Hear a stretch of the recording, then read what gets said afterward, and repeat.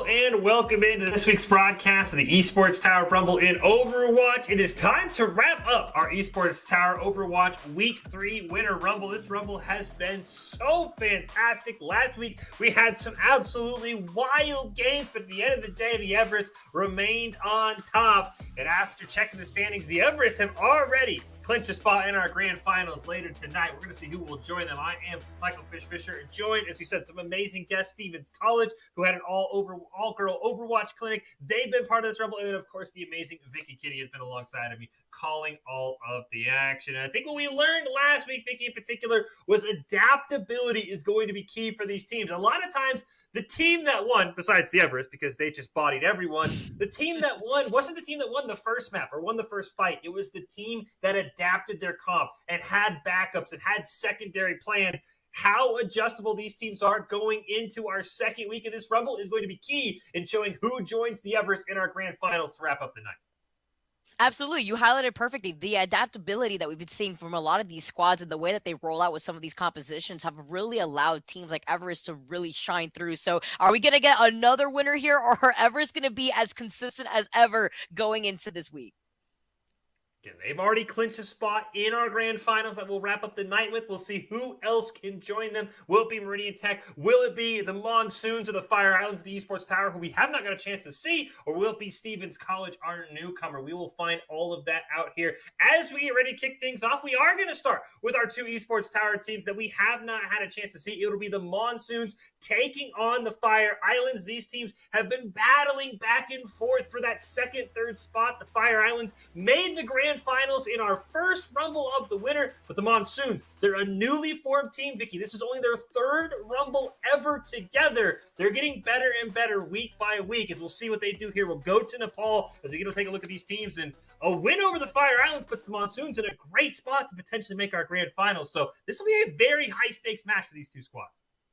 Absolutely. You know, you're highlighting Monsoons as a team, a new team to start building up their roster, to build up that synergy, and they've been doing just that amazingly. So I'm excited to see how a team like Monsoons are going to do against a team like Fire Islands, where this is a team that wants to try to claim just the way that a lot of these other teams have just been playing. They want to maintain that consistency that teams like Everest have been able to attain. Before we hop in, let's take a look at Doc's Keys to the Game today, presented by the Esports Tower. Score pro advice at esportstower.com. And it's never take a fair fight, which means you got to take fights in unexpected places. When the other team is unprepared, and tempo, that has been so key for some of these teams. You have to know when you have to take a fight. When does it line up with your ults? When do they have ults or major abilities like a Mercy Revive or an Immortality Field on cooldown? You have to be tracking those at all times. Improve your game sense, improve your team play, improve your performance under pressure. You'll get matched with great players and professional coaches to help you rank up. Let's kick off our first map of the night. The Monsoons and Fire Islands going at it again. A win here puts you in a really good spot if you're either of these teams to potentially make our grand finals. We go to Nepal. Can the Monsoons knock off sort of their older brother, the Fire Islands? These two teams have shared players in the past, but they don't have enough to make a single roster. So it's the Fire Islands is the older brother, the Monsoons, the younger brother, finally got into the same sport as their older brother, and they're trying to show them up here, Vicky, and trying to prove that they deserve to play with the big boys. Absolutely. You know, Fire Island has been currently in practice and putting a lot more emphasis on integrating their new players so that way they have more flexibility in their roster. But look at this huge Immortality Field helping out Fire Island control so much space. They're the ones to take out one of the members of Monsoons first, as Anarchy is the first to go down. That's going to be super crucial here, as that's going to deny the ult charge that Anarchy wants to build up for that sound barrier. Keep your eyes on Frozen Phoenix. He is greatly improved, the coaches have told me, in his not dying potential and staying alive as he lands a big shatter. Jeez, the fact that he was able to get shattered so quick here really highlights the type of player and aggressive player that Frozen Phoenix is as he goes down, but Fire Island is going to be able to maintain that high ground pressure. They're going to be able to maintain themselves on the points, and look at these ult charges that we're currently seeing for Lucky Chu and Illusion now. For the Monsoons, he said the alt charges are behind. I'm curious how Holy Chubb will hold the team together. He's kind of a again, this is a new team. Only their third week together. Holy Chubb has evolved to be the in-game leader for this team. So how can he direct them in fights? Keep an eye on him if he's able to help his team navigate this early hold. See if they can navigate their way through this photon barrier now too, as Illusion now is going to be able to make that space for Fire Island. You see the Maywall attempt from BBQ, but it doesn't fully block out the entryway as Lol now. He gets the pick onto Shadow Soul. No Dragon going in for this fight as Monsoons are down a man here. Now the Immortality Field was put out for Fire Island, but it was not put out fast enough to help out Illusion now and Lol. So now Monsoon, they have the man advantage and they are going to reclaim this point. Can't quite get it. I like what the Monsoons have done, though. Anarchy staying alive as well. They've taken control of this point after a slow start here, Vicky. Yeah, but they were able to do so quickly, too. Now Fire Island, they're going to be coming out of the spawn with only really the Shatter and the Deadeye, as Lol is going to be trying to take the high ground. But you can see with Fool and Crumb, how he's positioned on the high ground. He's got the Shatter ready. He's looking for the opportunity, but he needs to go right through Frozen Phoenix's shield. Make sure the Immortality Field is a chance here. Oh, the Deadeye now coming in too from low, but he doesn't find anybody, and Frozen Phoenix gets taken out while he had Shatter at the ready. That Blizzard controlled so much space from BBQ that it really allowed Monsoon to help reset here, but a little overzealous as the pin doesn't find anybody, and Fulcrum is going to go down with the Shatter. And we gotta keep our game of chicken up too here, Vicky, because we saw that in the last fight. Frozen Phoenix and Fulcrum, they both know they have their ults up, so they're trying to say, okay, when can I land a Shatter? When is his shield down? The Blizzard, as you pointed out, took down Frozen Phoenix. I thought it would be a great opportunity for Fulcrum to ult, but he ends up holding it. So I'm curious how this Reinhardt game of chicken is gonna play out. They both know they have Shatter. Who's gonna drop their shield first?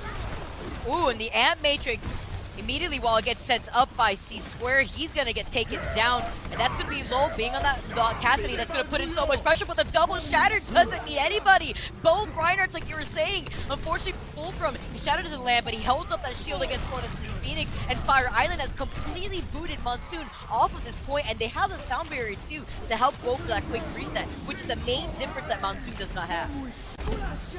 Nice sound barrier timed by Delirious there, but only ended up landing onto 2. Probably could have saved that shield. That was Fire Island's one chance in this fight. With this photon barrier, though, it's going to allow Fire Island to still stake on the point, nearing 90% already, while Monsoon are dropping like flies. They need to try to contest here immediately, especially since they're at 71%, but nobody here left to contest Fire Islands. Last chance here for the Monsoons. If BBQ can get there, you see he has the Blizzard available. C-Squared would also have an Amp Matrix. They have the ults to win a fight, or Fulcrum's just going to solo the point by himself, it looks like.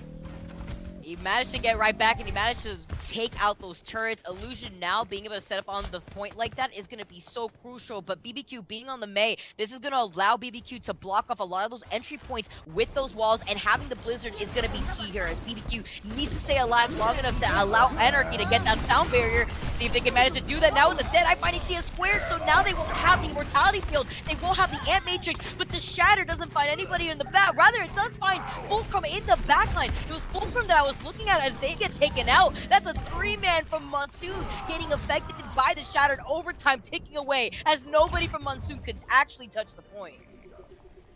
And I want to say it was Lol. He ends up concussing the Blizzard from BBQ and just canceling that ult that probably could have won the Monsoons the fight. He started with the Deadeye, got a huge kill, but I believe it was the concuss that stopped BBQ mid-animation. A great play game here from the Fire Islands and the Monsoons. Just it felt like they never could recover. They gave up 65% before they even flipped the point. I'm curious to see what changes they want to make, because this comp feels pretty solid for the Monsoons. They just kept getting a couple of untimely deaths. Yeah, especially on that point too of Nepal, you have to imagine the Mei just allowing so much space here for Monsoons. But Fire Island, the way that they were able to retake that, even trying to sandwich Monsoon, was fantastic. We're seeing a different composition swap actually, as Fire Islands, they're rolling out of the gates with the Sombra, so we know that game plan is to ensure that Lol gets much more of that EMP charge so far for Fire Islands to approach the point with. I'm curious how much flanking Lol will do. We've seen a couple of Sombras get caught where they land a big EMP. Yeah, he gets basically just run past. He's still chasing the Monsoon. Is playing Ring Around the Rosie right now. Lol does get out of that stealth mode, and he is trying to put down some of that pressure. Teleports right behind Monsoon, but Monsoon, they just see red. They're holding forward onto Fire Islands, even though Lol was able to at least put in some pressure. Everybody else here from Fire Islands was pressured out of the front lines. Fulcrum, I think has an idea that Lul's over it there, and I think this Sombra isn't working out like the Fire Islands wanted because, I mean, we've been watching Lul. He finally gets in a fight now. That was absolutely huge. Being able to hack Fulcrum right there means that they wouldn't have the shield to deny Fire Island's approach. Now they lose their main tank. They really only have Holy Shove, who has that deployable barrier, but it's not going to be enough to deny a lot of this damage now that Fire Island is going to be able to roll out with. They get a pick on the Holy Shove as Fulcrum makes it in the fight. Anarchy getting a little bit too aggressive for a boop there. Monsoons, once again, it's just those untimely deaths that cost them so much. Shadow Soul does get hacked, and a Discord orb onto Shadow Soul too. He can't catch a break, but he manages to survive. Currently, with this Ant Matrix, it's going to be able to allow so much more space, but not going to do anything about Radius Boss, who is just sending out these spheres, just putting down some pressure without getting denied. Look at the stall here for the Monsoons. They bought an extra 10% after they had been wiped, so a great job there by Holy Chubb, and I think that was Anarchy who kind of went in. They'll maybe pay for it, but a great stall for Monsoons. They're already halfway there to get into this series even. Also has that Gravitic Flux ready. Look at these ult charges for Fire Island in comparison to Monsoon. They do have that Shatter, but is it going to be enough with the Gravitic Flux to send Fire Island back? Now, with Illusion now going down, they can utilize those dragons to split up Monsoon, but look at this disengage that we're also seeing from Fire Islands. They know that they have the advantage here in terms of the ult economy, but they want to have the opportunity to create the space to deny Monsoon the ability to reclaim that point. This looks like the Fire Islands. I mean, you were talking about the ults. They're going to have 6 going into this next fight. I'm curious. I'm assuming it starts with a Lul EMP, but instead it'll be the Gravitic Flux. Gravitic Flux to start things off. Let's see what Lul's going to do, but the Gravitic Flux into the dragon wipes out Monsoon. Take care of 4. Can we see a 5th here? BBQ takes out a Luchu with them, but that's fine. That's going to allow Fire Islands to have the rally for the next fight. And this is something that we saw last week from Meridian Tech and from the Everest. They stagger ults. You had 6 for the Fire Islands. You only had to use 2. You still have the EMP. You still have the Supercharger. You can see Lul trying to set something up with the teleporter, but it does get destroyed. They want a big EMP, and Lul's going to get it right here. Exactly. Looks for the EMP. Gets a 5-man EMP. The only one that doesn't get EMP is C-squared. Could use the Immortality Field to keep Monsoon up. Unfortunately, after that EMP, nobody from Fire Islands went in for the push. Nobody wanted to go in for the engagement. The rally's been called in, but is it too little too late as they find the trade? Transcendence can help turn everything around with the Supercharger. But now Fire Islands just needed to get these picks, and right now it's not happening as Monsoon have already claimed 3 members off from Fire Islands as they are forced to reset. That's been a reoccurring theme with Sombras in this Rumble. We saw it a lot last week, Vicky, as they go in, they land an EMP, but no one else on the team is either aware or was ready for it, and they just kind of throw themselves away. But now we get a great chance of the Lul maybe looking for a flank here. Now Fire Island is desperate to touch the point. They managed to do so successfully, forcing it into overtime. Fulcrum is so fully sending it on the support lineup. Delirious gets taken out. The Shatter and Monsoon now evening things up on this first map, 1-1 as we move on to round 3. Score. I like the Sombra pick, but it ended up just being a giant bait because the fights that they had the EMP, they either won without EMP when they had that crazy grab dragon combo that picked up a triple kill, and then the fight that we actually saw Lul land a huge 5-8 EMP, no one else was there. I think they didn't even take any damage. They probably baited out an Immortality Field that they could have saved. So I hope they swap off. It looks like maybe from that bottom right, bottom left preview that they are maybe going to pick the Tracer. I like the playstyle for Lul, but I don't think Sombra was the pick. They need something with some oomph, not just an EMP and wait. It's not Overwatch 2 yet, Vicky. That EMP doesn't do the increased damage yet. Oh man, that's gonna be terrifying. I can't wait. But like you were saying, there was just no follow-up from that EMP, and it was unfortunate because that was the entire game plan that Fire Islands really wanted to rely on. That's why they went for the Sombra in general. But as we make some of those adjustments, we see the Tracer coming out. We see Illusion now actually with the Symmetra, so the teleporter is gonna allow them to take this space first. And with this speed boost that we're currently seeing from Delirious, they're covering these angles quick. They're trying to prevent Monsoon from approaching on the other side. As you can see right here, Anarchy is doing the exact same thing with that speed boost to try to replace where they want to approach this next point. Fire Islands, though, they claim the point first in Monsoon. They're taking a lot of damage. Look at Fulcrum, but this is going to work into Anarchy's sound barrier. And look at Lul. He's just forcing them to look in so many different directions. They don't have the mobility that the Fire Islands do. How does he do it? How does he do it, Fish? How does Frozen Phoenix get shattered so quick all the time off the gates with that Shattered Fire Islands, win the first trade, and look at their ult economy. They are dominating right now, sending BBQ outrunning right back to the spawn point of Monsoons. And the Tracer pick is so perfect here because you saw in that fight, you pointed out they're taking so much damage because they're looking left for Tracer. Then they have to look right back onto the point for the rest of the team. They can never just set their feet and fire. Lowell has been being a perfect gnat on the back line. We'll see if he can keep it up with BBQ. Maybe looking for a big blizzard here to help Monsoons get back in this game.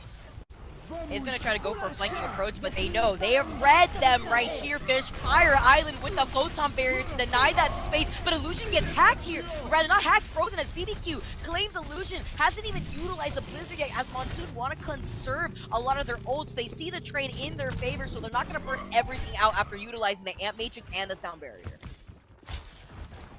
And a great job there by the Monsoons. They held on to the Blizzard. That was just a solo freeze for BBQ.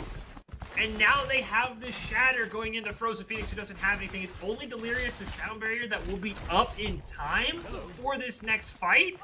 And I'm curious if Fire Islands maybe just try and hold until something else of power, maybe a Diva Bomb, maybe the Shatter for Frozen Phoenix is up, because right now they're going to be looking at 4 ults, and a Sound Barrier keeping you alive maybe through 1, but not through 4. You're going to see how they're going to try to utilize this, especially in terms of the opening. The Gravitic Flux is going to be crucial here from Holy Chubb, but with this Blizzard, it's going to deny the approach here that we are seeing from Fire Islands. They have the Sound Barrier to live through it, so Lowell actually gets to see another day with some of these swamps. Fire Island, they're doing it though. They're forcing their way onto this point, sending back Monsoon. It's just too much damage. The longer that Illusion now is in this fight, the better outcome Fire Island has in winning it. Seemed like maybe just a miscue by Monsoons. They had the Blizzard, and I thought, okay, maybe you want to just trade Blizzard for Sound Barrier, but then they get like this weird last-second trying hero play full from Shatter, so now he doesn't have a Shatter going into Frozen Phoenix's Shatter. He needs a Diva Bomb to start them. Oh! The Shatter attempt right there, trying to get denied by Holy Chubb. You saw the Accretion attempt here. Now the Gravitic Flux as Holy Chubb tries to play around the wall, tries to get out of their line of sight. The Photon Barrier isn't going to be able to block those dragons. You can see him trying to take a flanking approach, but the shield's up here for Frozen Phoenix. He wants to look for another Shatter, but after utilizing that Shatter, is he going to have enough time? I mean, they have the control over the point. They have the Amp Matrix. Where can Monsoon even approach from?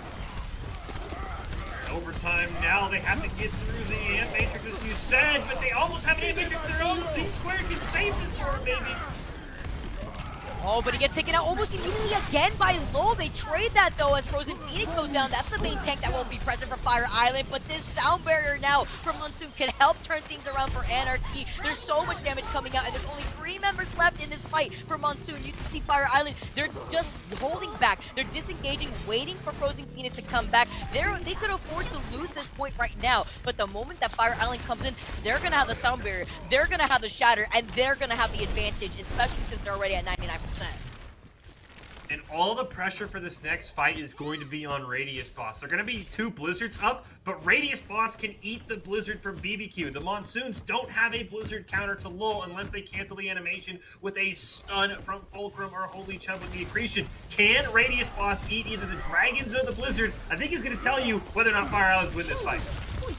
We gotta see, especially since he tried to block off Fulcrum with the Blizzard. The Immortality Field saves him. They have to get rid of the Immortality Field first if they want to take care of Fulcrum. Now Fulcrum gets to survive. He's getting healed up, but not before he gets denied immediately as he gets focused down by Delirious. And now you can see Monsoon here. He's just trying to play off the side, but Low is still putting on that pressure on the BBQ, but BBQ wins the trade. Fire Island now may have given way too much respect over to Monsoon, because now Monsoon have reversed table here, and they're going to be approaching overtime soon.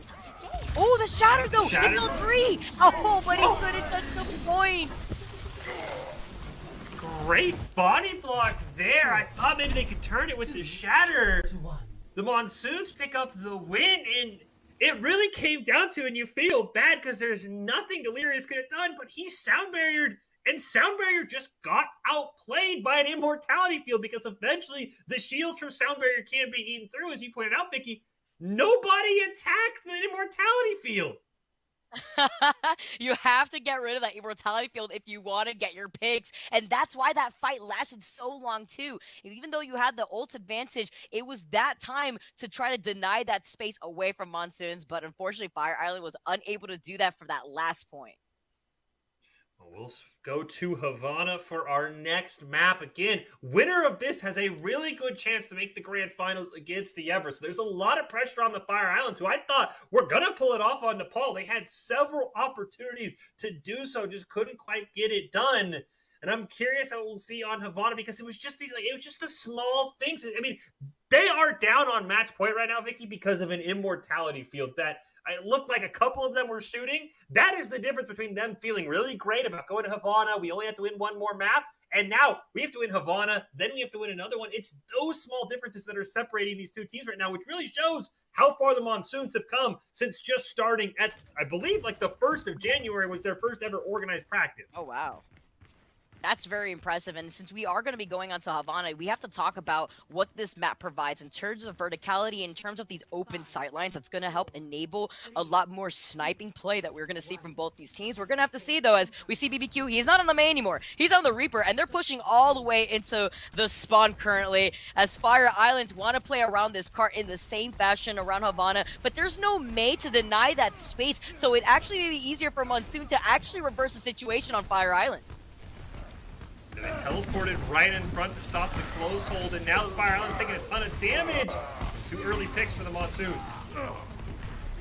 Now Monsoon, they're out. They got to reset right here, as Fire Islands is going to be the winners of this trade. They're going to be able to get everything rolling soon here, but with this deniability, look at the way that they're playing, so confident here. Sweatpants just dancing around this payload, just basically forcing Monsoon to decide what spawn point they want to exit out, what doors they want to try to contest with. This time they swap around Shadow Soul to the Reaper, see if that helps him out. Lukachu's gonna have a shatter in this first fight here for the Fire Islands too. Oh, his Fulcrum though, he does have that shatter ready from Monsoon. You see him send it out. He's caught all 6 members of Fire Island with that shatter. The retaliation now coming in from Lukachu. It found 5 members of Monsoon, but nobody from Fire Islands was left alive after that first shatter from Fulcrum to even contest. It's said all the time, Nikki. He who ults first wins. I mean, that was the difference, right? You get a 6-man shatter versus a 5-man shatter. Basically even, but Fulcrum ulted first, as you said. Lukachu kind of just threw one out as a Hail Mary, and it looked great on paper, but there was no follow-up. And it's interesting, Lukachu support on map 1, now a tank. They don't have Frozen Phoenix, who is a really strong player. I'm curious how they adapt without him in the tank lineup. Want to change it up a little bit here, at least with the sound barrier. They could try to keep contesting Monsoon, but Monsoon had to answer themselves. They have the sound barrier, they have the Amp Matrix, which is a difference, as Delirious may want to send that out, but may not have the opportunity. He wants to back up Lukachu with that shatter, put down the immortality field to help that survivability, and they win that next corner. It's going to be crucial, as Monsoon are going to be coming out of the gates with that Deadeye from BBQ being on that Cassidy, and Fulcrum is about to build up another shatter. Gotta worry, though, about the grab ult here with Lowell. Already has the Death Blossom ready to go. Shadow Soul's swapped heroes around so many times. He's only at 46%. So what answer will the Monsoons have? Because this should be an easy fight win. As long as Radius Boss can find a 4 or 5-man grab, you just let Death Blossom go and Lowell can win this. So it's going to probably be up to BBQ. You need a great concuss onto this Reaper. This is a very scary spot for the Monsoons, who do not have an ult, as here comes the Deadeye. Oh, the Deadeye though from BBQ at least does find Delirious, so it denies the immortality field, but it's fine. With that grab, with that Death Blossom that you were just talking about, Fish, they wipe out all of Monsoons, and now it's gonna have to be a quick reset with less than a minute now on the clock. 60 seconds remaining.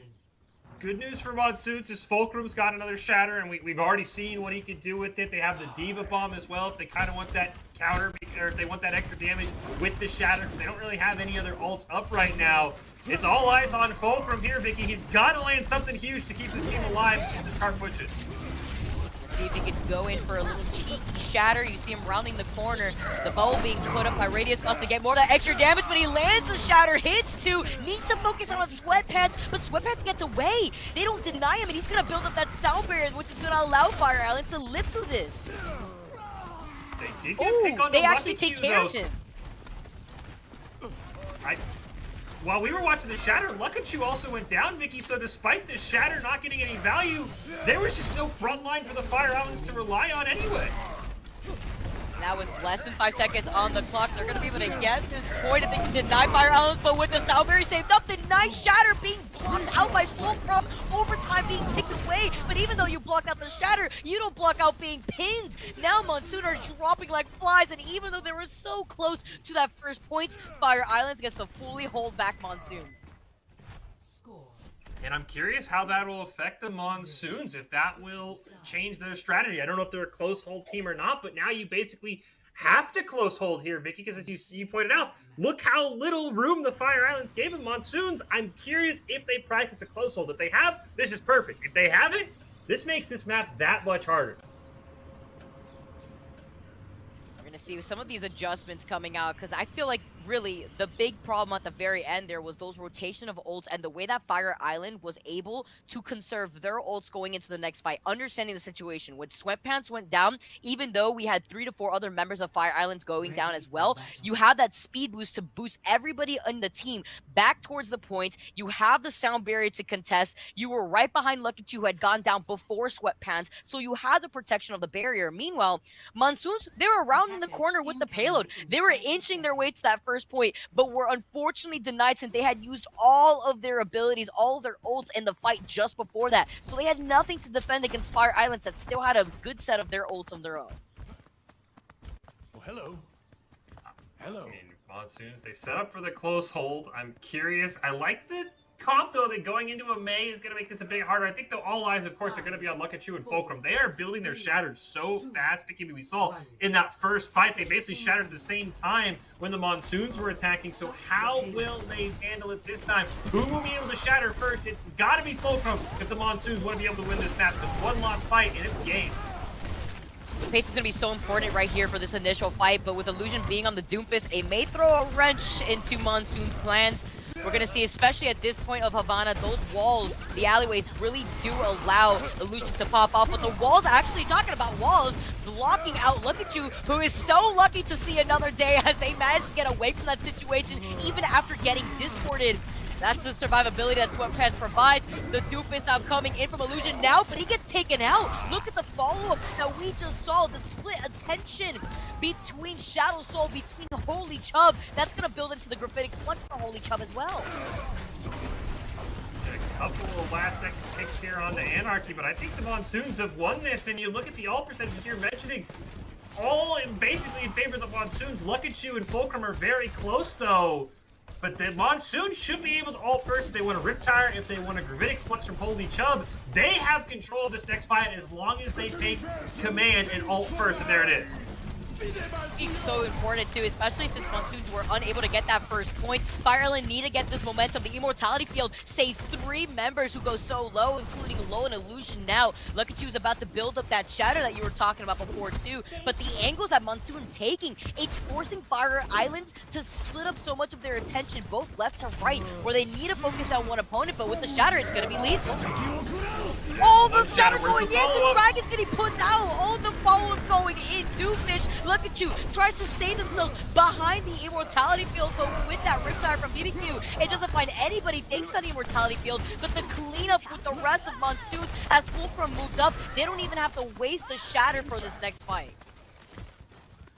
I thought for sure Lukachu had won it. I was waiting for Fulcrum's response, but that is so huge they get to hold on to it because everything else is favoring the Fire Islands, Vicky. They have 4 ults up. They have the Blizzard, they have the Meteor Strike, they have the Ant Matrix to start off the fight.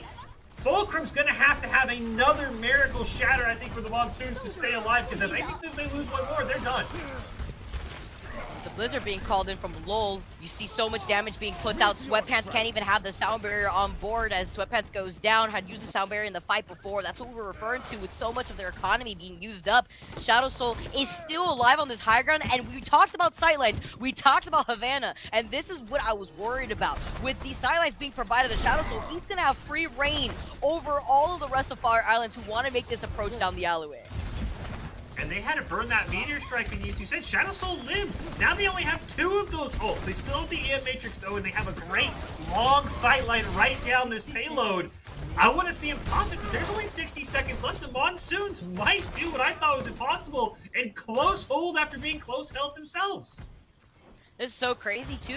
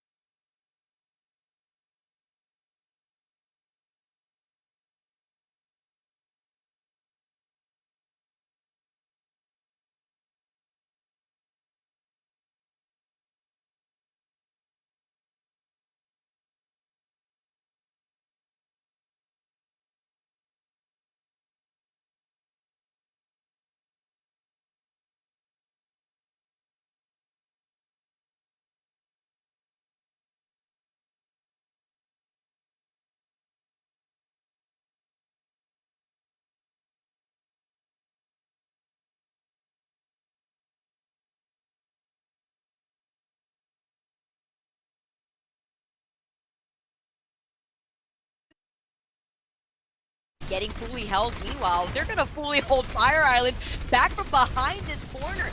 Not even able to turn the corner off of their spawn. And the way that they're playing this so spread out is allowing Shadow Soul to get so much. The Ant Matrix is out though, so they could take him out. The Riptire now coming in from BBQ, but it finds LOL. Huge pick here as Lol was the only one from Fire Islands that could have contested Shadow Soul from above. They counter the grab perfectly with the Transcendence. Monsoons just have all the answers right now. Oh, the shatter, the follow. BBQ is still unstoppable. Fire Islands can't even see another day as Monsoon keeps denying them, sending them back to the spawn with less than 10 seconds. Can they even touch this point? I don't think they can, especially with the pick onto LOL. The Monsoons just close hold even better. What a Wow. way to close that out. Monsoon on another level after fully holding Fire Islands back. I didn't think the Monsoons could do it, but it felt like Fire Islands just kept feeling the pressure that I don't think was ever there. You saw a crazy ult from Lukachu that really didn't even need to be used, and then they just kept being staggered so well. They couldn't even get down the sightline to drop that Ant Matrix for about 60 seconds. So the Monsoons put themselves in a great position. We'll have to see how our last match of the group stage coming up in just a little bit will go. But again, we want to remind everyone that going at it alone can only get you so far. Ultimately, if you want to increase your chances of success, you have to level up your teaming skills. We saw that with the Monsoons. They came together and close held perfectly. Again, don't know if they'd ever practiced that, but they were forced into for that situation, and they got the job done to pull out the victory. Esports Tower really takes time to create teams of well-matched teammates. Give a shout out to the coaches, especially Apollo, the head coach for the Overwatch Rumbles. They've been doing a great job. If you're watching, you haven't checked out Esports Tower Club, you should. It is the fast track to rank up. But before we take a break, before we get into our final stage of the group stage, we are going to be joined by a very special guest here in just a little bit. Vicky, we've been talking about Stevens College. They joined us last week, had some incredibly close games, had a very tough schedule. I don't know who designed the schedule, but gave them Meridian Tech and the Everest, who are two of the top teams in this Rumble. But their head coach, Adrian McIntyre, is going to join us to talk a little bit about Stevens College. So they should be able, hopefully she'll be able to join us here in just a few moments. But again, they were very impressive last week, Vicky, for the very tough schedule that they were given. Yeah, it's really impressive to see how they were able to come out swinging against a team like Meridian Tech, and just the way that they were able to put on a performance, forcing them to adapt around their play style, especially when it came to the pharmacy. That was their bread and butter in terms of compositions and what they looked to be the most strongest on too. Again, waiting for her to join us. Again, the other cool thing that I really do want to know about is they hosted an all-girls Overwatch clinic the first week of February. That kind of inspired them to join this Rumble a few weeks later. And it is always very cool to see, Vicky, when you get more and more people involved in esports. I know it's a more male-dominated field, but the more girls you can get into it, it's a ton of fun because there's some very impressive female players. I believe some of them in the esports tower are also female as well. There's some very impressive girl players out there who would kick my butt up and down Overwatch any day of the week. It's a great way to also put a spotlight on a lot of these talented women who we don't really get to see very often. But, you know, now with Esports Tower just allowing Stevenson College to just come in and actually perform to their best potential, it allows us to take a look at the diversity that it brings into the competition. Looks like we might be having some issues with the interview there, so we will take a quick break. Hopefully we'll be able to hear from the head coach of Stevens College. If not, we'll continue with the Rumble. So we'll take a break. Coming up, our final group stage game of the night. It's the Fire Islands versus Meridian Tech. We'll see who comes out on top. We'll see who joins the Everest in the grand final. It's all coming up right after this.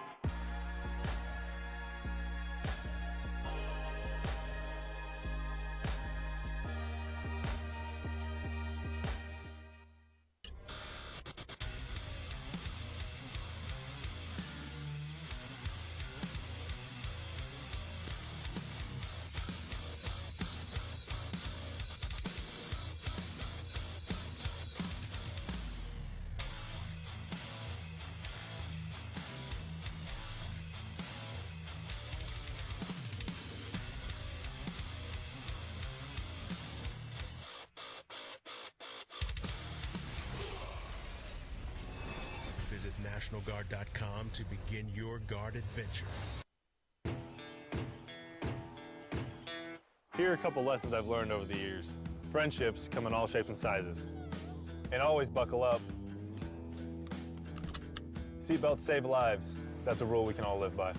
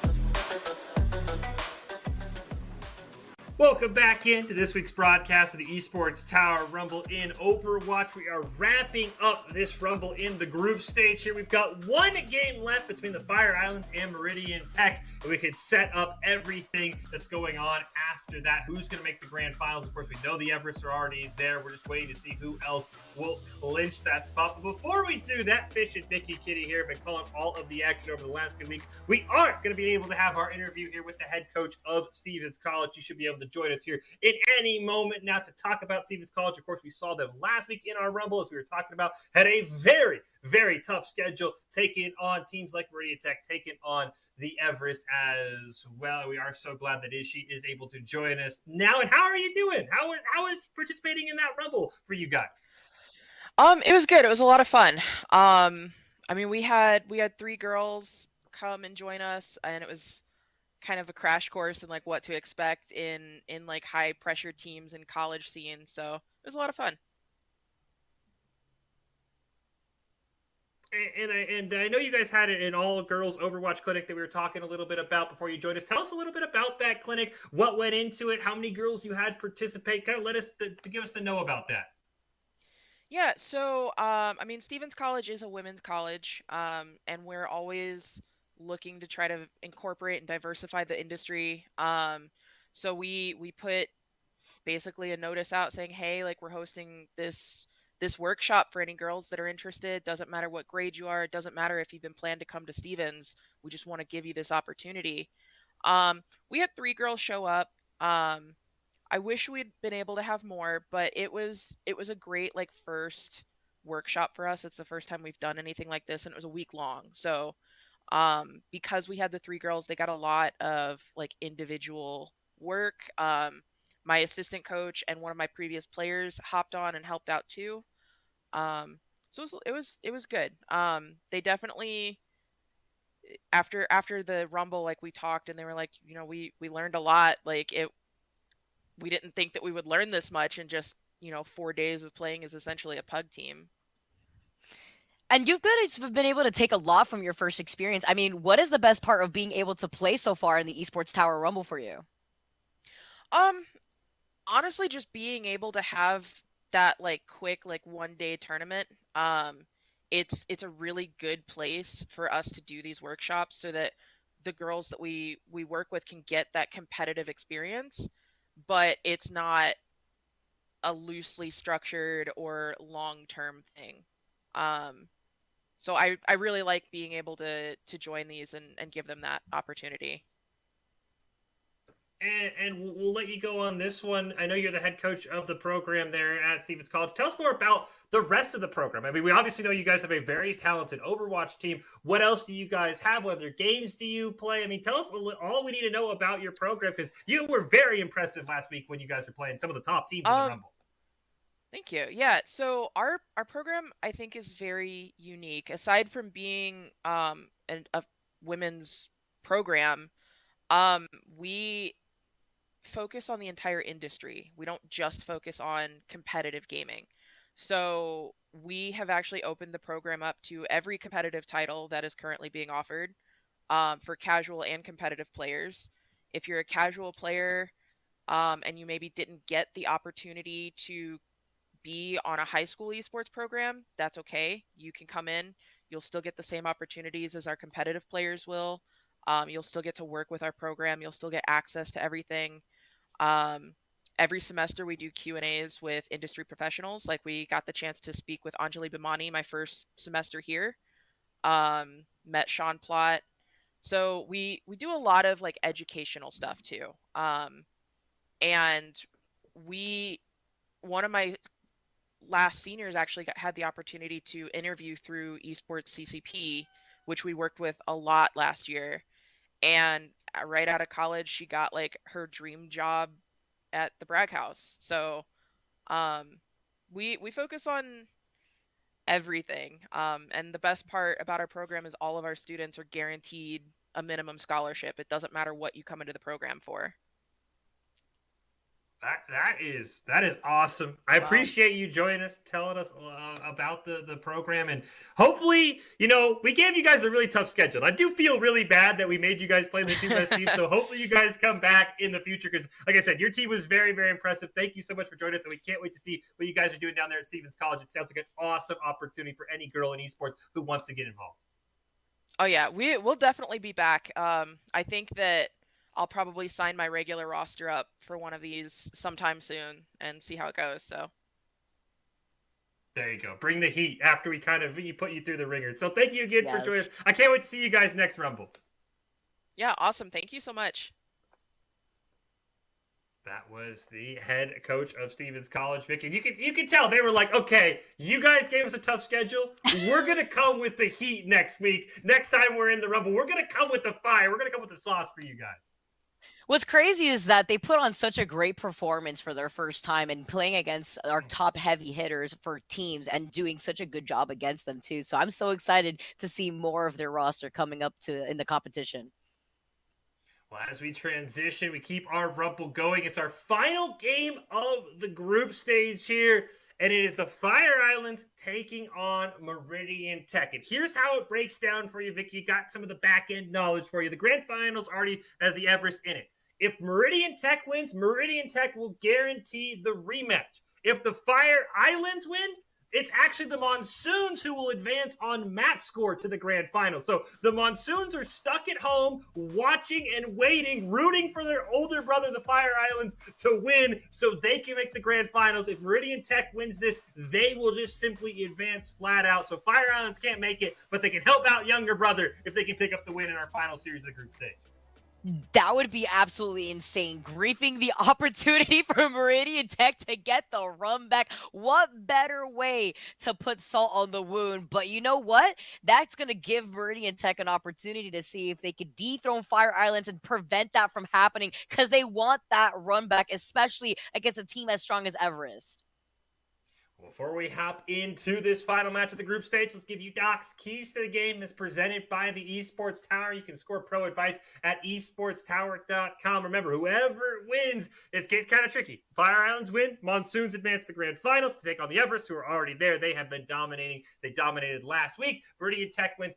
They are on to the grand finals themselves. And as Vicky mentioned, we get the run back of the run back. They already lost to the Everest last week, but they lost to the Everest the week before in the grand finals. So it'd be 3 straight weeks of the Meridian Tech and the Everest playing each other. These teams know each other very well. We go to Ilios, a map we actually have not seen at all in this Rumble. So we'll see who comes out on top. Fire Islands, Meridian Tech, best of 3, final game of the group stage.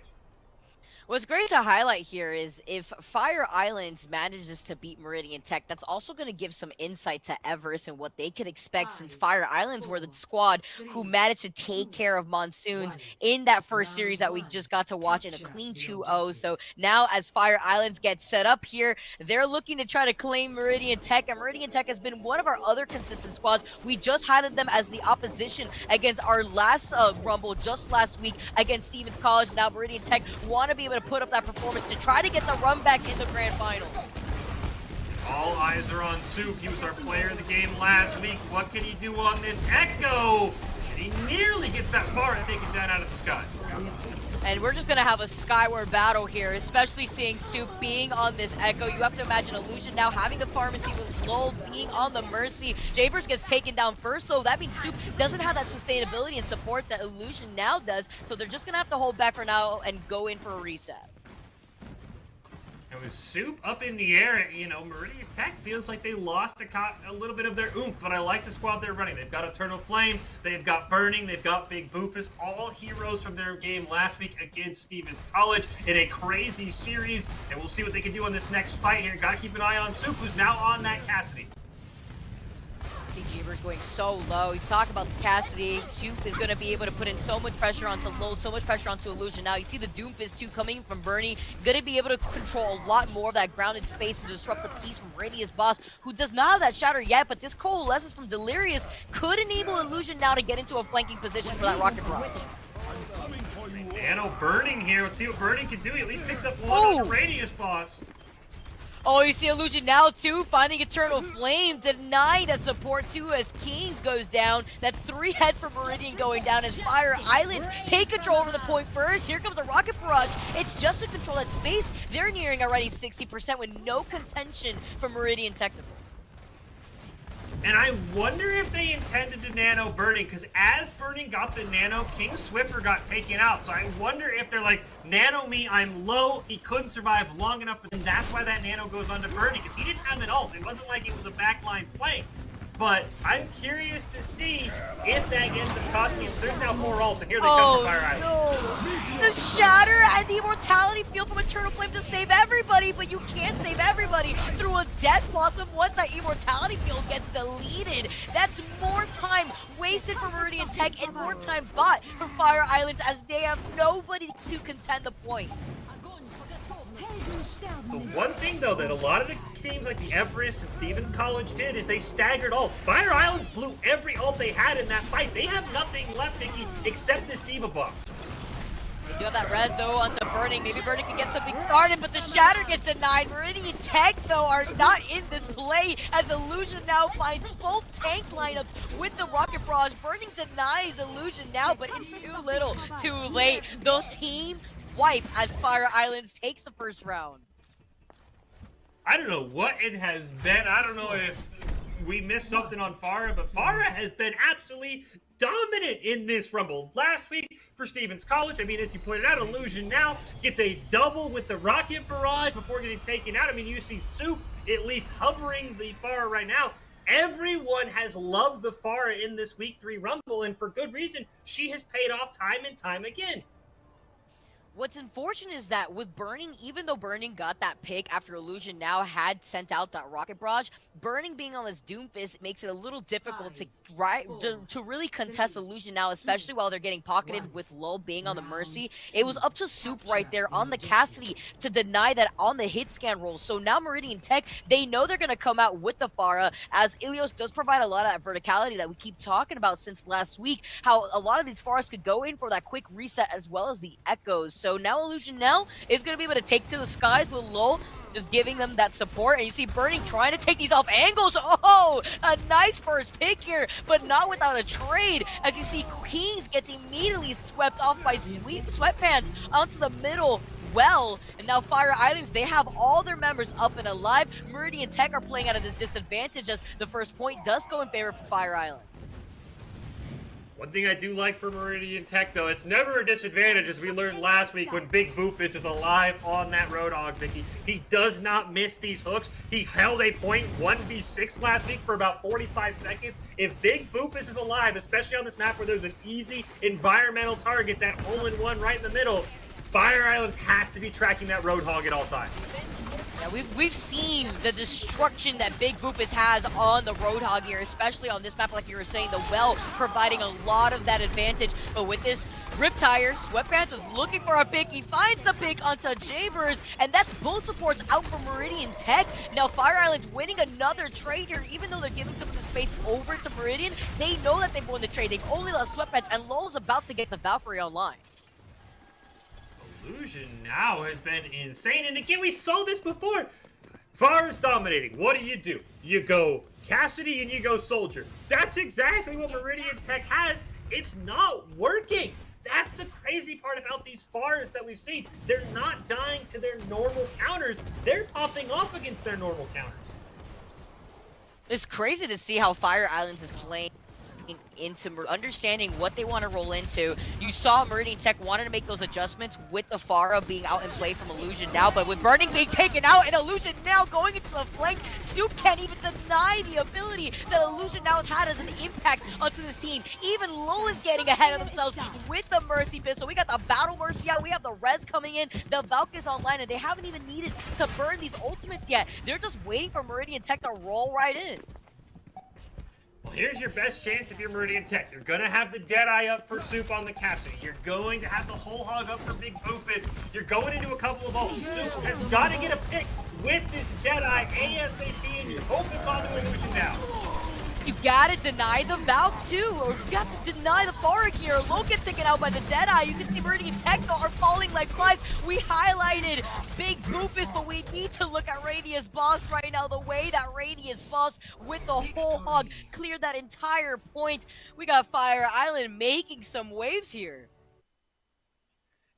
In Soup, I mean, you can never ask for too much from one player. He got half of the pharmacy out of the sky. He killed the Mercy on the Valk, but he couldn't kill Illusion now. And then, as you pointed out, Radius Boss on the Roadhog saying, you know, we sing the praises of Big Boofus and his amazing Roadhog. Well, let me show you a thing or two about Roadhog. And the Fire Islands come out swinging here in game number 1. We'll go to Junkertown as our next map. Again, remember, Meridian Tech comes back for the reverse sweep here. They're on to the grand finals for the run back. If Fire Islands wins, it's their little brother, the Monsoons, that will make their first ever grand finals appearance on a tiebreaker. So Fire Islands so far have little brother all excited right now, Vicky, after that first map because they dominated on Ilios.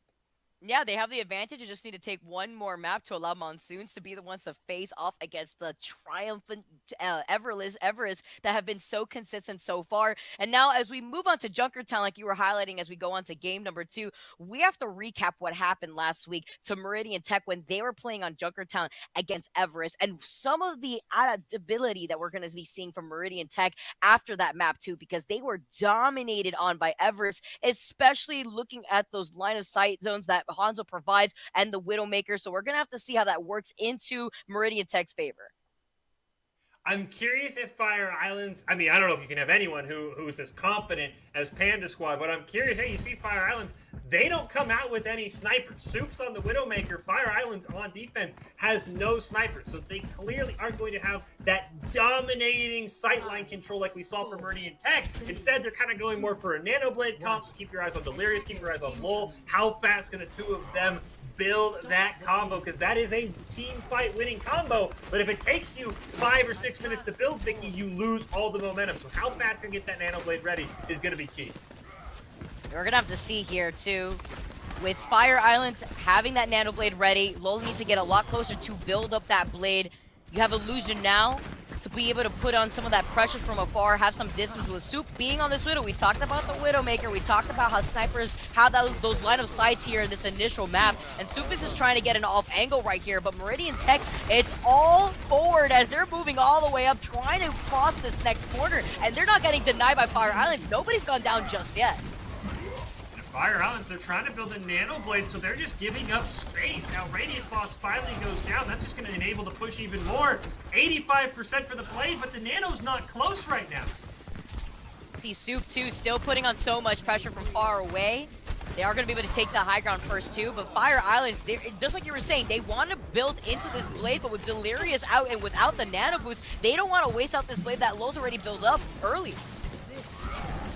Finally get a pick onto Soup. It's the first kill for the Fire Islands. How fast Delirious can get this last working spread? They're going to Blade anyway. Oh yeah, he's gonna Blade anyway. Says they don't need the Nano Boost in this situation. They see the sleeping Reinhardt put the hook as he gets pulled away from Low's line of sight. Fire Islands now have been able to hold back Meridian Tech, but look how close Apelo got to the point. And I wonder who made that call for the Fire Islands. It's eventually like, okay, we have to go now, because Lol does pop the Blade. The Nano's up. They maybe drop it on a tank, maybe they drop it on an attack visor as well. We'll have to see, but with Radiant Spots going down, Meridian Tech in a 65 just needs to push with their ult advantage. They do have the Coalescence. They're probably going to approach with the Coalescence right here. Nice anti onto Big Boofus. The Coalescence is going to be that saving grace to try to approach here. They're going to need to use it now that Fire Islands is going to be able to Nano Boost. And now Tac Visor, they have a Supercharger on top of that for all the extra damage. But now they just took way too long to approach that next corner. Looking at Meridian Tech, and they lost too many members. It's going to have to be another reset and wasting more time from their overall time back of a minute and less than 40 seconds. I kind of wanted to see Delirious maybe hold that Nano because Lol's going to be close to a Blade. If they can pull off a Nano Blade here in this fight, they could maybe win. But they have the Supercharger for damage, as you mentioned. But watch out that they go Coalescence into Shatter here for Jerb and Eternal Flame. Go the Supercharger now to give that damage boost. The Radius Boss gets taken out in the middle of that whole hog. He got antied. Huge anti from Fem Neptune. Now the Deadeye on top of that, the Shatter to be the cherry on top, and this is the Coalescence approach that I was originally expecting from Meridian Tech. But you know what? Better late than never, as they're about to approach less than a minute on the clock for them to take this first point alone. And that fight was probably about 100 HP or less. A different fight is Eternal Flame gets burst down, but he barely survives. A great nano from Fem Neptune keeps him alive after that anti that you highlighted, and then he's able to pop the Shatter. So close. If they kill Eternal Flame, Fire Islands can keep pushing. Now, do they hold the Blade here is my question. The Blade without nano is only so strong, Vicky. I'm curious if they just hold it for Delirious to build up a nano, but that's a couple fights away. Yeah, although Radius Boss does get taken out, another anti-follow-up that Radius Boss gets caught into. You have to imagine Low maybe holding on to that Blade further because they're already playing at a disadvantage. And Illusion now going down, that's going to be a 4-man team waiting for Radius Boss to make it through from the spawn point. And Meridian Tech understand that they have the advantage, but with that Blade, Low says, we're going to try to even this up real quick. Nice big anti. Can we get a follow-up here as Big Boofus gets taken out? With that anti, he is unable to even execute the whole hog, and Soup does get to live. But look at the way that Low's been able to get so much advantage off of these Blades alone without even the nano boost. I can't wait to see when the Nano and the Blade are up together. As you highlighted, Lowell maybe bit off more than he can chew here, but he has been the driving force for this team. How fast he can build these Blades, and Radius Boss keeps getting caught. He's got to fix that because it's giving Meridian Tech these windows into more and more fights. It's giving Meridian Tech also momentum and building up so much space for them because they know that there's no threat of the looming Roadhog to actually stop them. So with this anti from Big Boofus, he's putting Put to sleep, but it's okay. The rest of Meridian Tech, they're right there alongside him. And even though they lost so much time for that first point, look how much time that they were able to build up for themselves now going up to the second point. And look at this ult bank that we're also seeing from Meridian Tech as they're approaching the finish zone. Nano's gonna be up. I'm curious if they hold it for Lowell or not. They'll have the time to. As we see Burning also have that Deadeye, so they have plenty of ults to answer here for Fire Islands, but Radius Boss gotta stay alive. If Big Boofus outlives you, Meridian Tech's gonna win fight after fight. Keep your eyes on Lowell. He's at 60%, trying to climb to get a Nano Blade up, as they're gonna start with the Transcendent. But the Shatter doesn't find anybody here onto Fire Island. Meridian Tech gets stopped clearly right behind the payload here after that attempt. We're going to see the quick swap from Eternal Flame into the Sigma. I like the approach, but that did force out the Transcendence, which Meridian Tech did not waste a lot of their own ults. They still have 4 ults online here. They're still waiting on that nano boost from Fem Neptune, and that's going to be crucial here with Eternal Flame able to build up that Gravitic Flux. Lowell's gonna have the Blade in this fight. We get our first Nano Blade here. Hopefully keep your eyes on Lowell, but Radius Boss already taken low. See Soup now with the Tech Visor. You see him find Lowell. That's going to be huge here. It won't be deflected. It won't be able to build into that Blade, but Lowell's going to be going down with almost the Blade, so he's going to be coming back with Radius Boss. Is it too little too late, though, as Meridian Tech are going to bounce around the corner. They're going to be able to deny that Supercharger that Lowell really wants as he moves in with the Blade.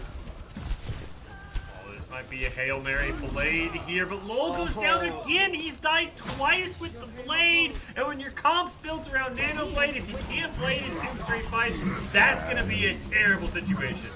Oh, he got sent flying in his line of sight, and Deadeye catching Radius Boss again. It's like you were saying, it's just they didn't really have the shields really up in front of Fire Island to allow that Blade to really come out. But we were expecting the Nano Blade, but we really didn't get that piece of the pie here from Fire Island. It all really starts with a great pick. The fight before this from Soup, he kills Lowell at 98%. As you mentioned, Vic, you don't know if the deflect was on cooldown or if he just got caught off guard. If Lowell's allowed to live, we could still be playing on that map. Instead, you've got a minute 34 on the clock for Meridian Tech. I'm curious what the Fire Islands will do. I hope they don't try and run it back with the Nano Blade comp. We'll see here in a few seconds, because it just didn't have the hoop, but it looks like they're going to try it again. We'll see if Delirious and Lowell can be a bit more on sync this time. I feel like what we really needed to see as well is more survivability from Fire Island's tanks. We saw Radius Boss being the first one to go down a lot in those entry fights from Meridian Tech. Radius Boss is making that swap over to the ball, but a lot of the times to allow that space, to allow Lol to move in, even without that nano boost, he needs those shields to help build up that space. So maybe we're getting a swap up here, or maybe we're going to see Fire Islands just rely more so on that nano blade, but we're going to have to see here since they were kind of denied the nano blade a lot for that first round. 5, 4. You make a great point, too, about Radius Boss. I mean, as much as we target Lol for the untimely deaths, Radius Boss, as you point out, needs to stay alive. I'm also curious, how does Illusion do into this pharmacy? Illusion's basically the only answer they have with the Genji, so they're going to have to get some clutch headshots onto Soup or the Mercy to be hopefully able to deny that pharmacy power, because Farah has basically won almost every map she's been a part of so far in these week 3 rumbles this week and last. Ooh, and for this iteration of Junkertown here, for this first point, Farah really does shine, but so does the Widow, so does the Hanzo, and Illusion now being on this Widow is trying to claim Soup's head. You see Jabers does have that survivability and helping him out. You're going to get the res immediately, but while Jabers was too busy getting that res up to Eternal Flame to get that main tank on board, to get that shield available, Soup gets taken out, and now so does Fem Neptune. That res is all for naught as Eternal Flame goes down alongside Neptune, and now Fire Island, they're just trying to get their footing here. They're trying to keep up this momentum as Meridian Tech are forced to reset. Fire Island's just so much faster pushing this payload than Meridian Tech was, as Lol somehow kills Soup on the Genji. That is a fantastic kill onto the Farah, and now he's just gonna blade once again without a nano. He's fully sending it. He's fully sending it, and he's doing it. He doesn't need the nano boost here. He claims the main support. He claims burning, denying not only the Valk, but the Deadeye as well. So Eternal Flame after that reset, this is going to give so much space to Fire Islands to move in. Radius Boss, keeping our eyes on you. The Wrecking Ball does have a bit more mobility and survivability than the Roadhog does as they catch Soup behind enemy lines. And Fire Islands, they're just zooming through this map. I mean, the only thing holding them back is how fast they're choosing to push the payload. Absolutely insane to see this different play from Ireland. I love a lot of these swap-ups that we've seen. From Radius Boss being on the ball, those minefields are going to deny those entry points that Meridian Technical is going to be pushing through. But you do have Big Boopus with that whole hog. You see the Deadeye. Depends here with those conservations on those ults, how they're going to try to play this. But here comes that nano boost. No blade this time around. We're just swapping places. But this is the Deadeye I was talking about here. The Deadeye from Burning was going to be able to make the statement here from Meridian. It's found the support lineup, which means there's no sustainability left for Fire Islands. The fact that they got that nano taken care of is, well, we've seen some great Deadeyes here. Burning the latest in line, and I like Soup on this Tracer now. It's going to provide them some backline pressure to Fire Islands, because the Illusion now just wants to hang back with Delirious, with Sweatpants, while Radius Boss and Lol are just in the front line. So if Soup can get value, especially on this Widowmaker, it's probably going to force Illusion now to swap, and it's going to take out a lot of the pressure that Fire Islands have from those back and sight lines. They take a ton of damage on the Lol as well. Oh, what a way to get out of that situation. The Diva Bomb not finding anybody, and Soup gets put to sleep, but the Nano Boost now going on board as Fire Islands now is trying to eat up all this damage, but they've just been falling like flies. The Meridian Tech win another fight though, but this is a great way for Meridian Tech to reset, build up their ults, because look at this. They have the Shatter, they're gonna have the whole hog for the next fight, and Burning is already nearing that Deadeye, as well as the Valk that Jaybird really needs for this fight. I think the question, again, for Fire Islands, it really remains as Illusion now does swap over to that Hanzo to have a little bit more mobility. Is does Lol try and just YOLO send the Genji blade by himself, or will he wait for Sweatpants, who's probably a fight away, I would assume, based on how he's been charging the Nano, for the actual Nano blade combo? So keep your eyes on Lol here. If he chooses to ult, that can either really help or really hurt Fire Islands' comp. Illusion now going down here. Low may want to hold on to this, especially since Burning still has a Deadeye. Burning being on the Cassidy is going to be able to deny a lot of that, but look at you eating up that pulse bomb from Soup, and now the follow-up as Low still manages to get the pick onto Jabers, but Burning with the Deadeye has taken out the support lineup, which means that Lol did not have that sustainability. These Deadeyes from Burning have consistently gotten the support lineup of Fire Islands. I like the attempt from Lowell. He says, I see Jabers in a punishable position, but now your Nano and your Blade just are still unsynced, Vicky, and so now the question becomes, well, who do you look to Nano here? Will it be Radius Boss as he goes in for a minefield? Will you try and have Lowell build up a Blade really quickly? You need a Nano Blade as a great stun goes on to Radius Boss.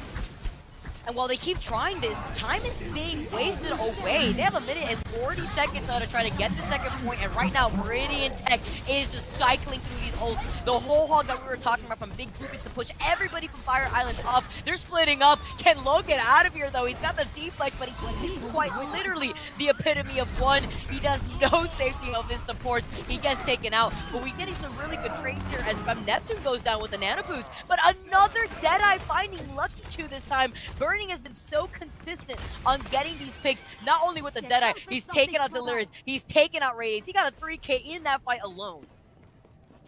And Sweatpants used the Nano on Radius Boss as sort of like a last-ditch effort. So once again, I don't think we're going to get a Nano Blade unless Fire Islands win a fight without it. I don't think we'll get one at all on this map for the Fire Islands. When you draft it, when you pick a Nano Blade comp, to get 0 on both attack and defense combined is very concerning for me. So Lowell, he's going to need a miracle solo Blade here if they want to win this next fight. That's about all they really have in the arsenal. Meanwhile, you're looking for a Nano, Eternal Flame's easily going to have a Shatter. You have a Pulse Bomb as well. Lowell's got to make a crazy hero play here. Especially since it takes some time to build up too. You see Lowell's about to get another Blade here, but Sweatpants doesn't have that Nano Boost. He's going to be able to move in with that Blade in conjunction to the Shatter from Eternal Flame, though, as he gets taken out immediately after letting it loose. Fire Island's unfazed after that. They clean up the team, and Meridian Tech now have to reform in that third point as Fire Islands finally managed to get the second point with less than 10 seconds on the clock.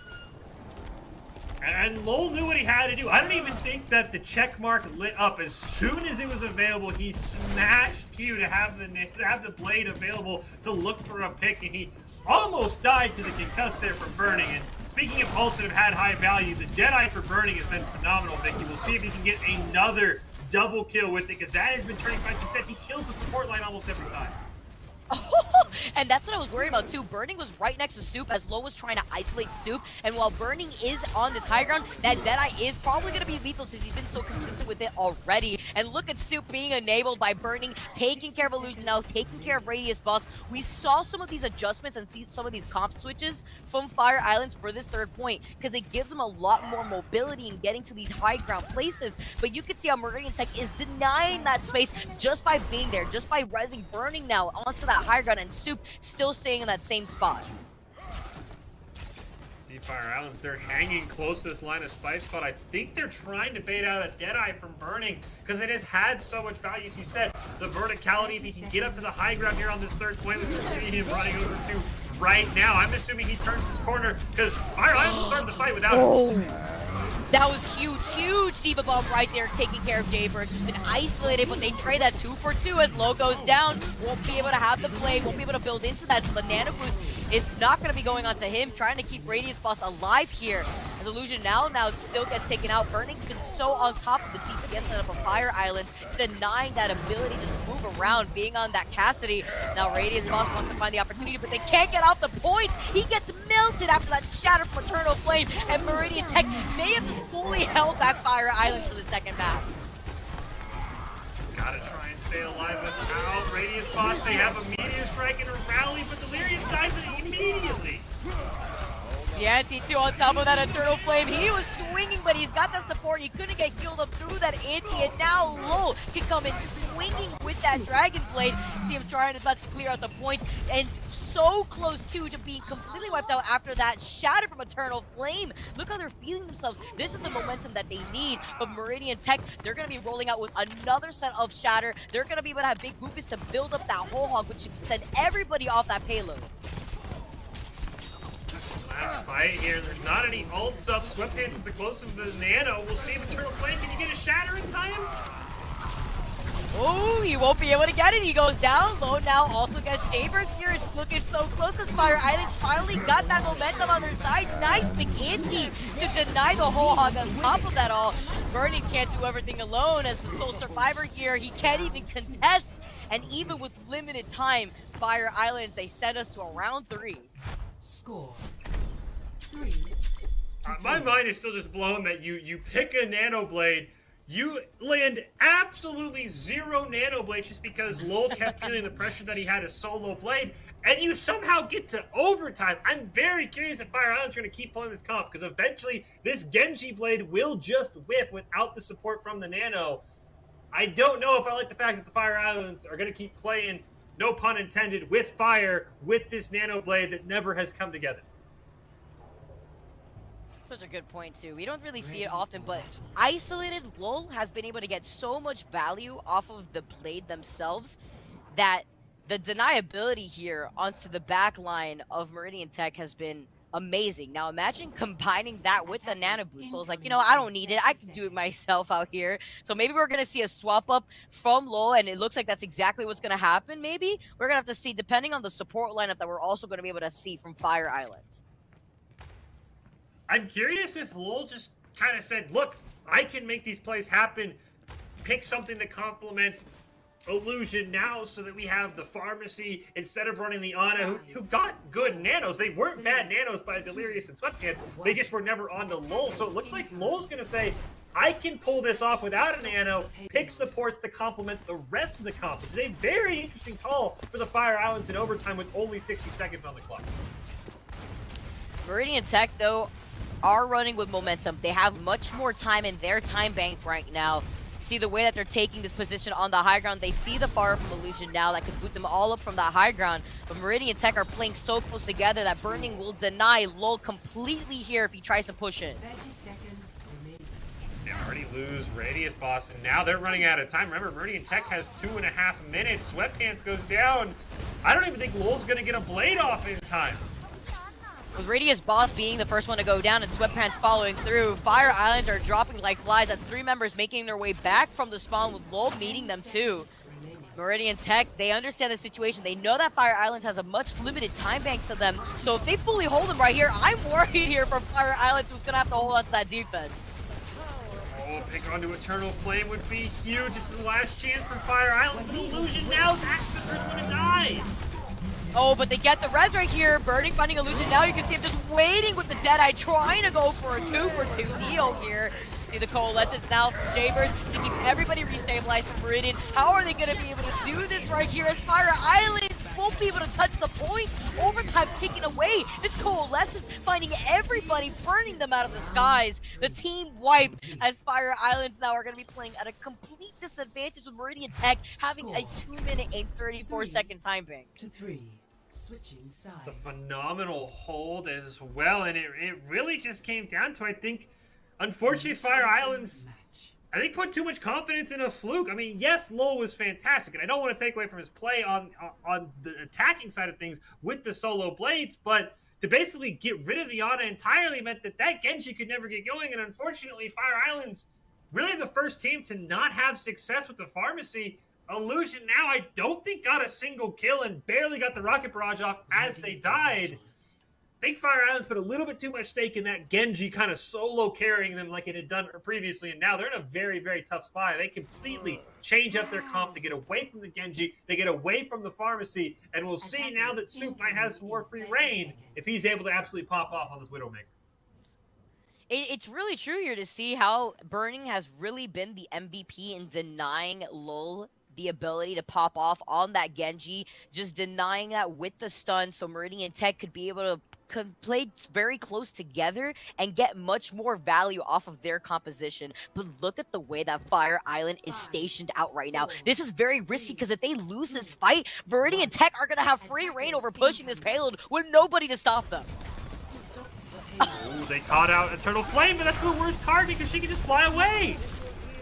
Oh no, but we see Fire Islands, they're winning this race. This is not going to work out for Meridian Tech though, but their spawn point is right there. They have the spawn advantage to reset. Radius Boss playing a lot better. Sweatpants, the best one to go down, has the speed boost to get back, but as you said, Vicky, this is in their spawn.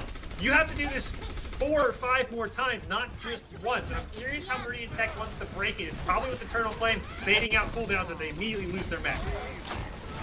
With Doomfist though for Illusion. Now you can see the amount of damage output onto Eternal Flame after getting demech, but this is what I was worried about. Meridian Tech now have won the trade, and there's nobody to stop them from Fire Islands, from where this payload needs to go. They needed to hold a little bit more back, but they got overzealous. They got ahead of themselves when they won that first trade. And like we said before, the spawn point was right there, and there is nobody to contest from Fire Islands.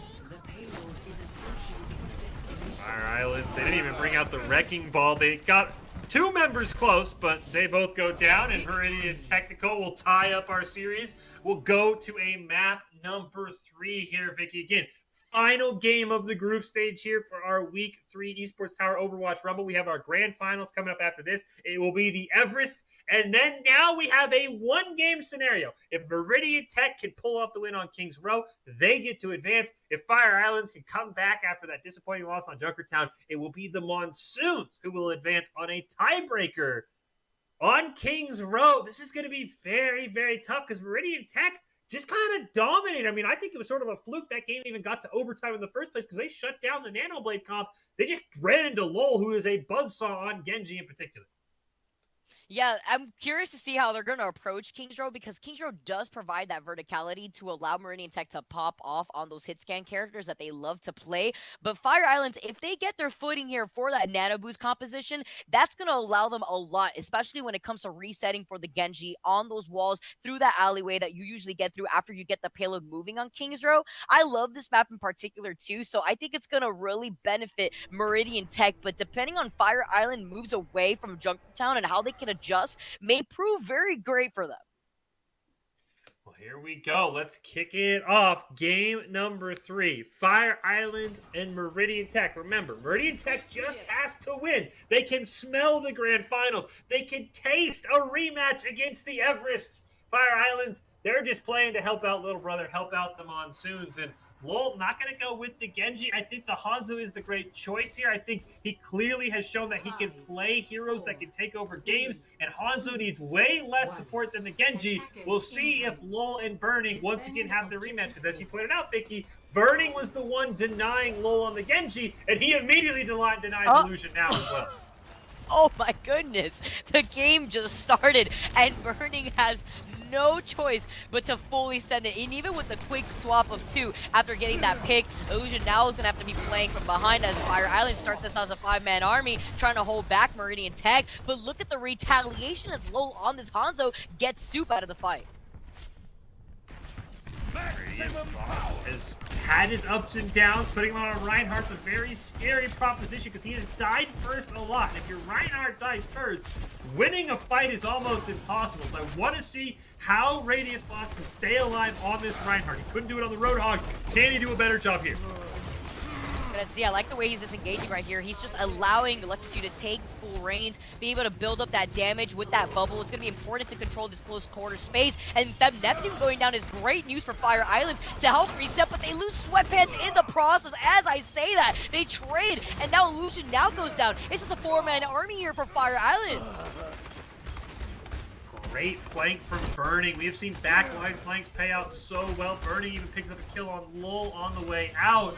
Radius Boss is close to the Shatter though, and that's about the only chance they have to win this fight, but he's down!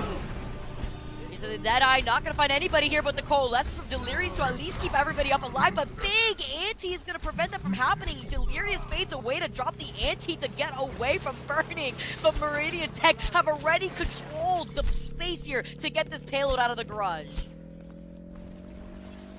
And Lowell kind of sent a YOLO Dragon. I think he thought maybe he aimed it perfectly. He was right on top of the capture point for the payload. Thought maybe he could get a couple picks to save his team. But now they don't have that. Illusion now is going to swap over to the Pharah, going into Soup on the Cassidy.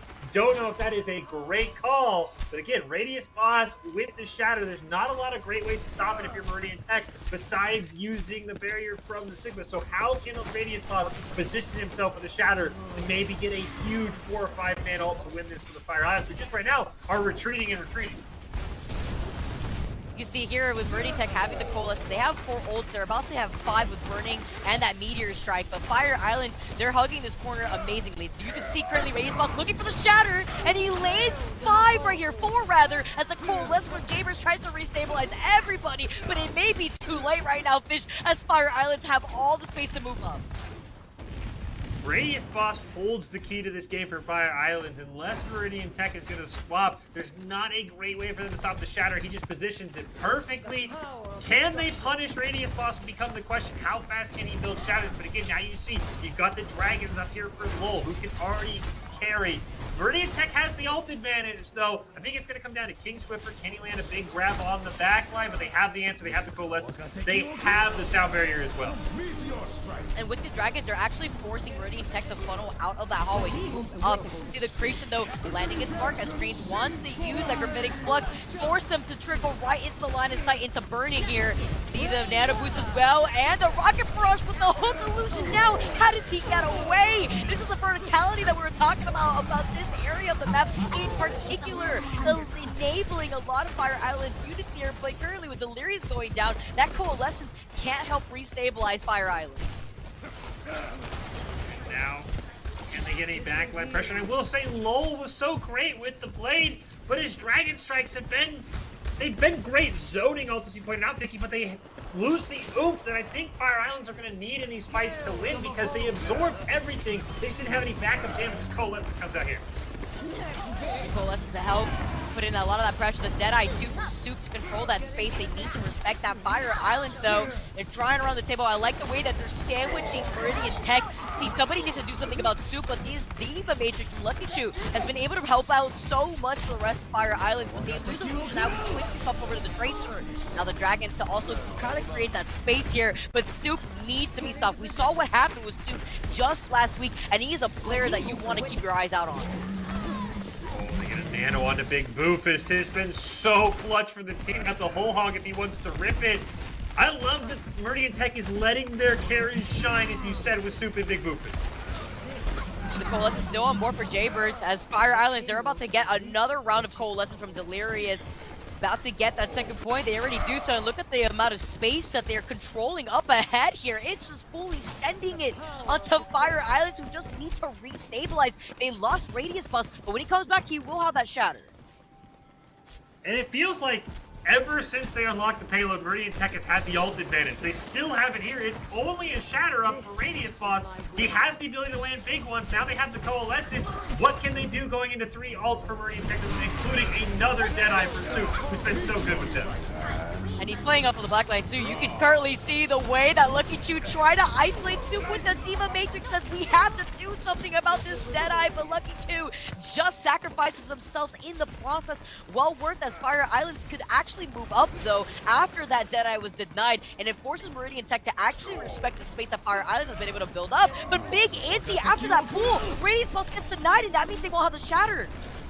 And they wasted the Dragon Strike trying to save him as well. They lost basically 2 ults in that fight. Now Sweatpants goes down. Someone stop Big Boofus. These hooks cannot miss at this point. Absolutely insane the way that Soup is playing. Has continued to play.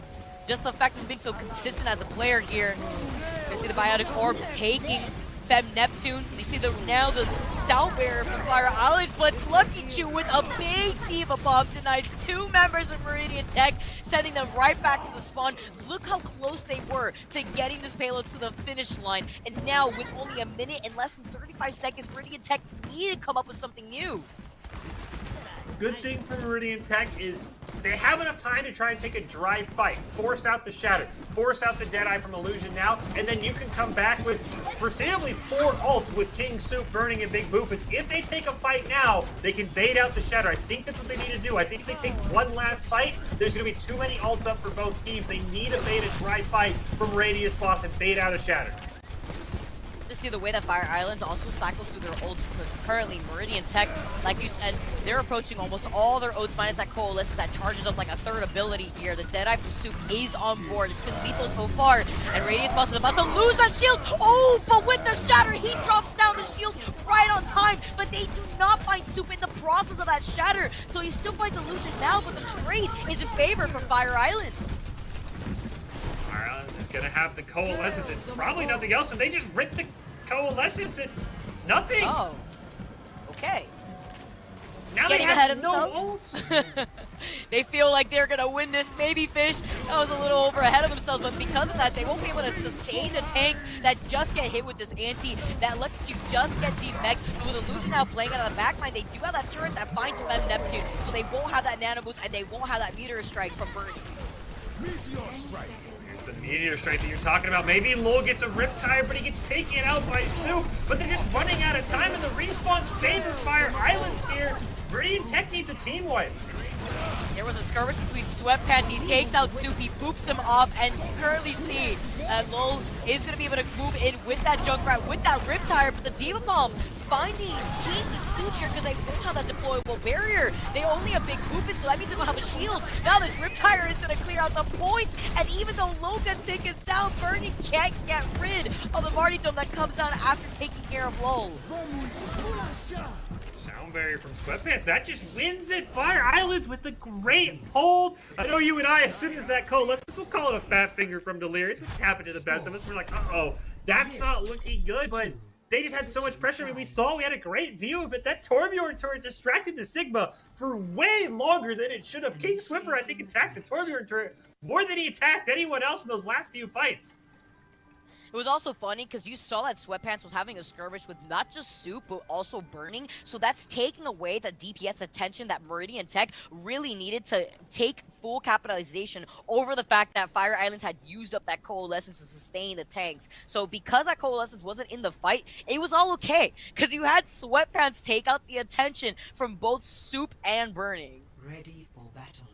It's up to the Fire Islands. If they can push the cart to the parking spot, the Monsoons will advance to the grand finals coming up next. If Meridian Tech can hold, they'll get another shot at the Everest in those grand finals. The Fire Islands really have 12 players playing right now for the victory. They have the 6 on the field, and they have the 6 in the Monsoons that are cheering them on the sidelines, hoping for their first ever grand finals appearance. And I'm curious what the Fire Islands want to do. They really haven't had a solid comp, but they just have had solid players outplaying Meridian Tech, who I think has had the better comp decisions. They just haven't been able to put it together. I have to see if they could at least try to figure something out here. It's going to be absolutely lethal here with Fire Islands being able to hold back Meridian Tech. They just got to get that payload to the finish line. And after they were able to take Ilios in game number 1, they're going to allow their big bros Monsoons to come in, face off against Everest, or is Meridian Tech going to be able to kind of flip the tables here and hold back Fire Island for this first point? Lowell on the Genji. I love to see it. Will him and Sweatpants finally be on the same page? That is my big question, because they never could sync up on Junkertown. Plus, they have basically 2 DPS that require full support from their support. So look at you and Radius Boss to be very careful. They might not get assistance from the Ana and the Mercy because they're pocketing their DPS. Meridian Tech are also running that double shield composition with Big Goofus being on that Ryan. You see Kings on that Sigma, but look at the damage output with Low being on this Genji. It's working out for them. We talk about that verticality. Now they have to look not only on their flanks for Low, but they have to look for Illusion now, and the Skies is getting pocketed by Delirious. And meanwhile, look at you, has been such a high impact player for Fire Islands this map. And I respect the confidence, because this is a very similar comp that the Fire Islands pulled out on Junkertown in overtime, and it looked very, very rough. Of course, they did add the Ana in to give that support to Lowell, but now, Illusion, now you have the Rocket Barrage. Soup, who's been so good at countering Farahs this week and last week. Can you shut it down? Burning's gonna go over to Soldier, so once again, the Farah has her worst nightmare. Will Illusion now still be able to pop off is the question going into Catsby and Soldier.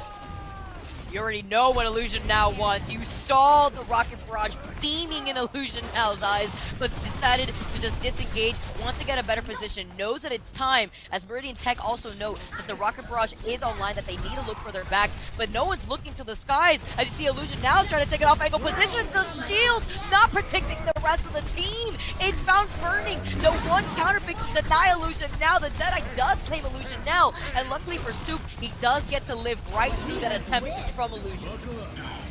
They bring the nano onto Soup to stay alive as they lose both supports. Oh, off of that Diva Bomb, we were highlighting Lucky 2 for a reason. Still survives in the mech after that Diva Bomb 2. Takes care of the support lineup for Meridian Tech. That's going to be the green light for Fire Island to fully send it because there's no sustainability left for Meridian Tech. And if Fire Islands can cap here, they finally have the combo victory. They have the Nano Blade online at the same time. They have the Valve for the support. Who needs a Nano at this point? Lowell can just pop off. Here we go. Better late than never. Now we get to see the highlight for Fire Island's composition. You see Lowell fully sending it, tearing through the lineup of Meridian Tech, tearing through Soup, and they have 3 ultimates online to hold back Fire Island for this next corner. Lowell was so far ahead of the payload that it will give Meridian Tech a chance for an answer. They're going to have the Shattered. They're going to have the Gravitic Flux with King Swiffer. They probably should have the Tac Visor as well. Meridian Technical, if they space their ults out, can turn one fight lane into 2 or 3. They just have to be careful. Minefields though from Radius Boss is going to be able to buy Fire Island even more space though that they've been able to build up for themselves. They have to look out for this Tac Visor from the high grounds coming in from Burning, but again, we highlighted the amount of ults that Meridian Tech have. They just need to utilize that as Soup goes down. The res onto Radius Boss to get them right back in the fight, but they're playing at a disadvantage with only the Valkyrie Delirious to keep everybody from Fire Island alive. Big Rufus, when will you shatter is the question. They've heard the Coalescence as well. I think Fire Islands can just retreat. Happy that they took away a couple of ults, though. There's still 3 left on the table. That is great ult management, but look at the timer. 4:15 on the clock for the Fire Islands. They can go through so many fights. They can probably wait till another Nano Blade comes out and really pick and choose when they want to win this last crucial fight. Yeah, they can save station, set up a pick, maybe go camping a little bit, because Fire Islands are going to take their time to build up these ults. Look at Lowell, though, with the deflect on the Deadeye. What a statement on the Soup, sending him back to the Shadow Realm. But look at the rest of Meridian Tech. They weren't wasting through all of their ults. They're saving them because they know what Fire Islands want right here. And now to be able to deny that and still win the trade is amazing news for Meridian Tech. Meridian Tech, they're running out of ultimates. They have the Tac Visor back up, so they've cycled them well. They still have the Gravitic Flux from King Swiffer, but nothing else is up. As you said, the Coalescence is going to build up fast. Here's another Diva Bomb, and it doesn't quite get anything. As that Immortality Field was used up to save Meridian Tech here. They still got that boost. They got the Blade ready. Get ready for the Nano Blade. We got the 2 for 2 right out of the gates. They find Burning again, but they don't find anybody else. As you can see the way that Big Rufus was able to isolate Lowell here. Meridian Tech only losing those 2 members, though Fire Islands are playing this extremely passively as they're forced to disengage here. Crazy thing is, we still have 3 minutes on the clock for Fire Islands. They still have 4 or 5 fights left in it, so this might be their best chance. Coalescence is up. Nothing else is close. Deadeye might come up depending on how much damage Soup can do. You've got Minefield. You've got the Valve to keep everyone alive. Illusion now, if he's able to land a couple of headshots, is going to have the Dragons up as well. This is the fight Fire Islands can win. They have a huge ult advantage, and they take advantage of that fact. Hey, now that they have the ult advantage, they have to be able to utilize that, the Minefield and the Dragons. They essentially just sandwich Meridian Tech with those 2 ults right there. Amazing follow-up after that from Radius Boss. The Deadeye from Soup, although it's found Lowell, that's only 1 member from Fire Islands now, making 2 from Lucky Chi going down. The res, nobody from Meridian Tech alive to even contest. And currently, Fire Island, they're your winners in this series versus Meridian Tech. Fire Islands winning, that means it's the Monsoons and only their 3rd ever Rumble. Again, this team just started competing the 2nd week of January. They are into the grand finals, but they have to play the big one, the Everest, who already won the first 2 Rumbles. We'll see if they can win one more time. And a reminder, only scoring in solo queue won't do. The best way to get scouted is to get seen, rank up, gain connections. Join esportstower.com today. No other amateur club does more to get you ready to go pro. A great win by the Fire Islands. Would have loved to have seen them turn that into something in the grand finals, but it is a map score tiebreaker, Vicky, that advances the Monsoons in their first ever appearance, which you feel great for them. And then you look at the other side, and it is the veterans Everest. They are just waiting to be back-to-back-to-back champs, and that is a tough ask for the Monsoons to try and take down Goliath just like that. Yeah, but the Monsoons have been on another level. Even though they're a newer team, this is a team that I could definitely say could contest Everest, and that would be such a storyline here for Monsoons to reap the rewards of their hard work. Well, we will take a break. When we come back, it'll be our final match of Week 3, our best of 5 grand finals for the title. Can the Monsoons pull off the upset, or will the Everest once again take control of the Esports Tower Overwatch Rumbles? We'll take a quick break. When we come back, it's our grand finals to wrap up Week 3 right after this.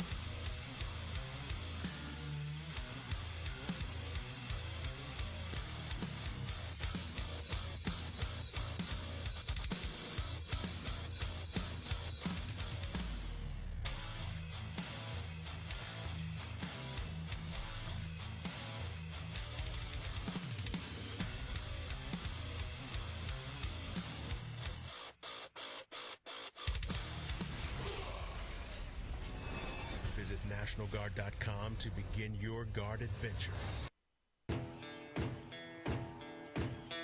Here are a couple lessons I've learned over the years. Friendships come in all shapes and sizes. And always buckle up.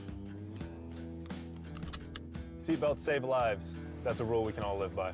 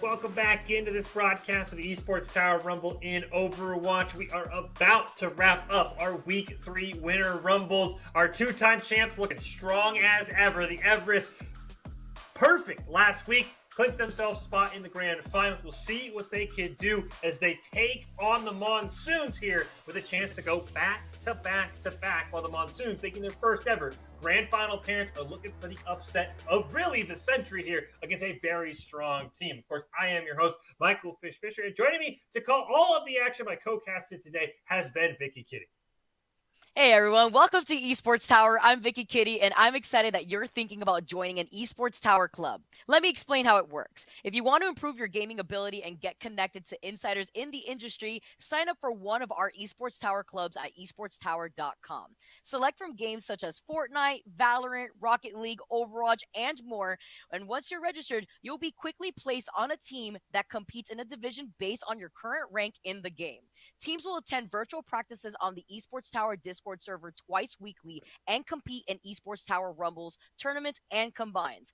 Coaches will run practice sessions following the Esports Tower approach, host VOD reviews, skirmishes, and skill training, and more. Periodically, your team will be playing against other teams in your division to apply what you've learned in practice and track your progression. Throughout the year, our club members gain access to exclusive events and workshops with esports industry insiders, influencers, and college scouts. So top Esports Tower club teams compete in events streamed on esports television, Twitch, and YouTube. No other amateur club does more to advance your skills, so you get considered, plus connecting to college and career opportunities. So what are you waiting for, guys? Head over to esportstower.com and let's get started so that way you guys could be sitting along these pros that we're seeing tonight.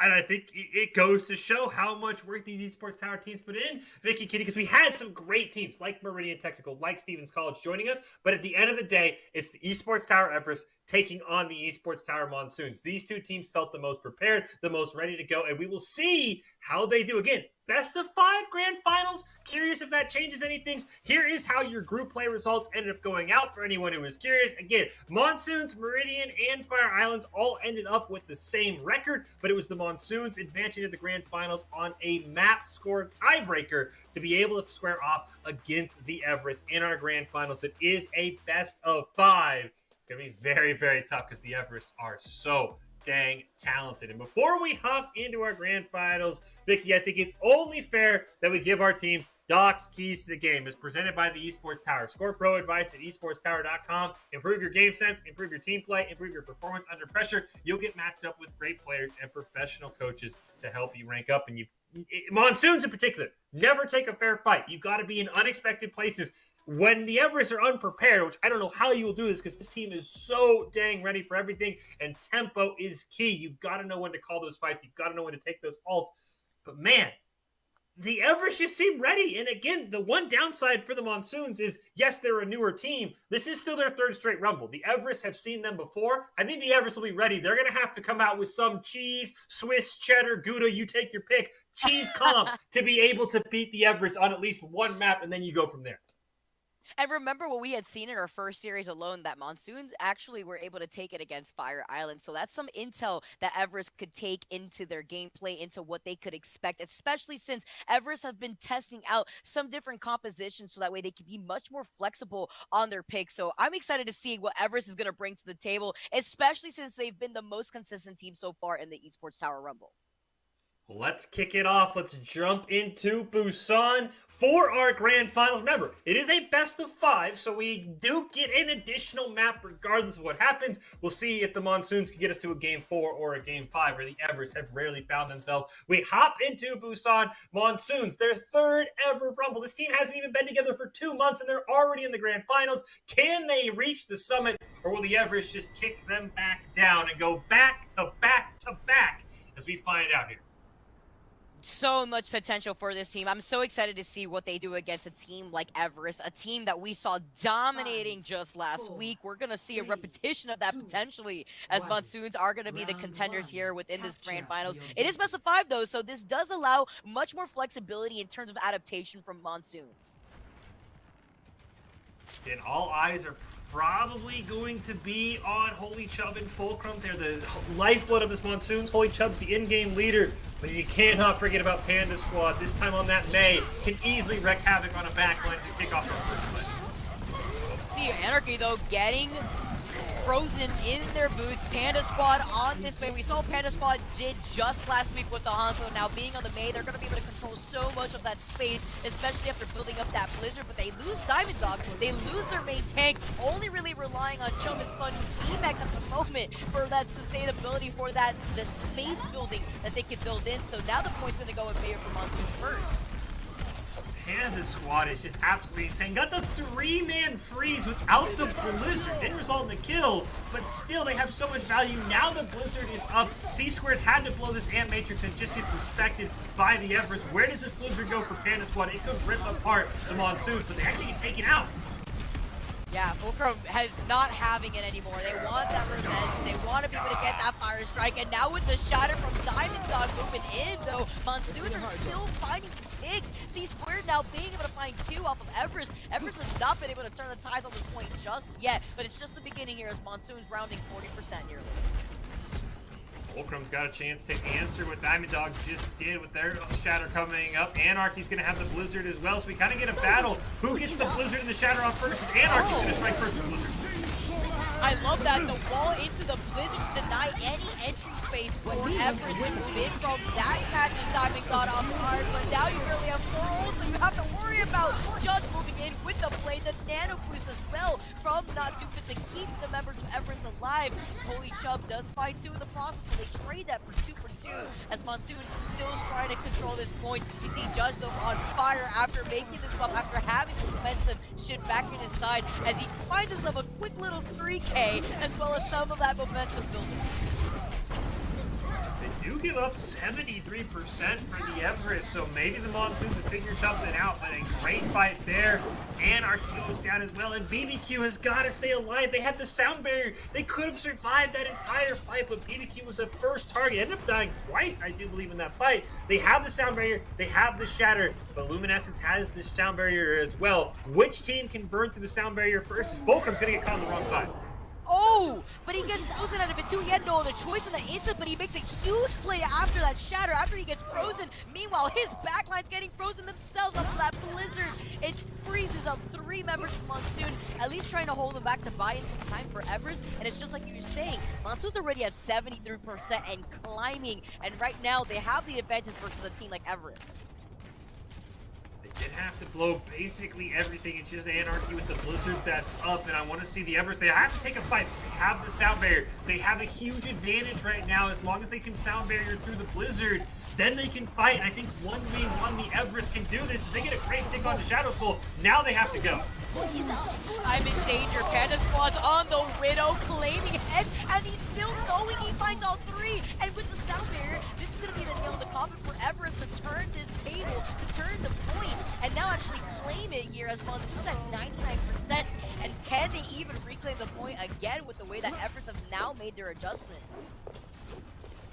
With Panda Squad on the Widowmaker? No, I feel like that. I feel confident in that answer, Vicky. And it's nothing against Everest. Panda Squad just headshots you if you even exist for a millisecond in his line of sight. Monsoon have a couple of calls. Can Shadow Soul maybe flank, maybe Anarchy on the Tracer? You see the outline. This is going to be the key here, because it's kind of split up right now. The Anarchy gets taken down again now by Panda Squad. That's going to be another headshot in their favor. Not Doofus does have that Ant Matrix as well, so that's going to be even more space and time bought in for Everest, and they're going to use it in the window. You see the dive in with Judge and the blade, but he gets taken out immediately just as quickly as he dashed in. Diamond Dog bit off more than they could chew, and they had the shatter. Now a great dragon here from Shadow Soul, and the Monsoons are pushing forward as long as they survive that Diva Bomb, but they lose both supports. I think that they don't have any survivability, no sustainability here from Monsoon. Only those health packs, which aren't going to do much against a threat that is Panda Squad. You see him trying to claim some heads with the ult that he's got ready, that he just utilized right now, and nobody is safe. With Everest having the number advantage, they're not going to be able to flip this point. What was once 99% for Monsoons have now slipped right through their hands, as Everest is going to be able to clear this point. I think they're going to run out of members too. I mean, I don't know what you could do. I feel you have double shields. You're running like a Tracer Hanzo who are going to try and line of sight as much as possible. And Panda Squad still just finds ways to headshot you. It just feels like you... I don't know what to tell you. When your Tracer's being headshot charging at Panda Squad, there's really no answer you have. So it's unfortunate because Panda Squad just cannot be contested with the composition that Monsoons was running at the end. So this quick adaptation that Everest had with Panda Squads going off of the Mei, getting onto the Widow so that way they can have better sight lines was crucial for that transaction because they were at 33% right before Panda Squad had swapped over to the Widow.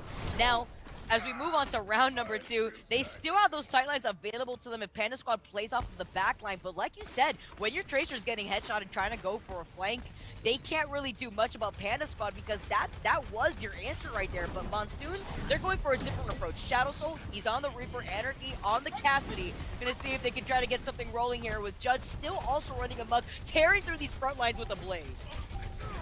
I'm concerned that Shadow Soul and Anarchy are just going to be too stationary to get to Panda Squad, though they do let the Monsoons cap first. We have not seen Panda Squad show up in the kill feed yet. I assume it's only a matter of time, and there it is. And they find anarchy in the process. There goes Judge with the follow-up. That's going to be one support down from Monsoon.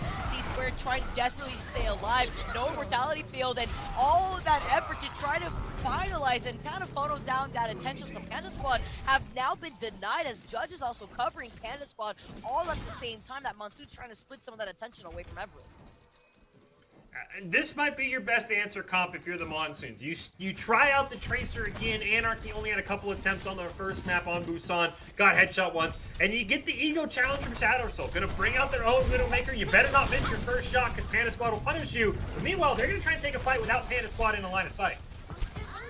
Now look how confident that Everest is playing this right now, with Diamond Dog just rolling right into their front line, trying to go into their flanking position. You see Holy Chubb getting denied, getting demeched all in the process. Everest, they're contesting them off to the side here. Oh, the shield bash though, and the flail on top of that. You currently see Not Doomfist having the time of their life, holding onto the rally. And look at these ult charges that we're currently going to see from Everest for this next contention. They're going to have the advantage as well as the point advantage on top of that.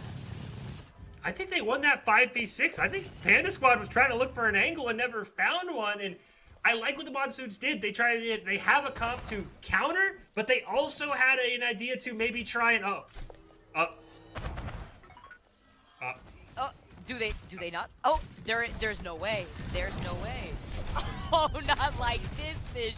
Not like this. Judge is having the time of their life. You can imagine the fun that Judge is having right now, just letting everybody else in Everest know that he's quite literally behind them and they can't even see him. They are pushing them into their spawn. This is the Everest way that we are so used to seeing even last week. Yeah, this is exactly what they do. They just dominate you on every pick. They make you uncomfortable. They're gonna try the Pharah now for Shadow Soul because he got snuck up on by Judge. Here's the blade though. Coming right across the wall, he finally slices and dices onto Holy Chubb, who can't get back into the mech. But even the sleep and the anti and Judge is somehow still alive. They finally take care of him. But look at all the time and attention that was taken away from Monsoons just for Everest to push into those spawn points. And, oh man, I mean, they tried everything to I think they played 6 different DPS to try and find a way onto Panda Squad, and nothing's working. I mean, again, I like the Tracer in the Widowmaker pick. Nothing against you, Shadow Soul, personally. I just don't know if you can counter Panda Squad, but that's probably your best bet. We saw, like, try Reaper Cassidy. They just got their heads blown off, and they couldn't even get close to that Widowmaker. But, man, I mean, honestly, if you've got to try and pick just a better map, it will go to Rialto. You've got to pick a map where Panda Squad just doesn't have a sight line, which is so hard.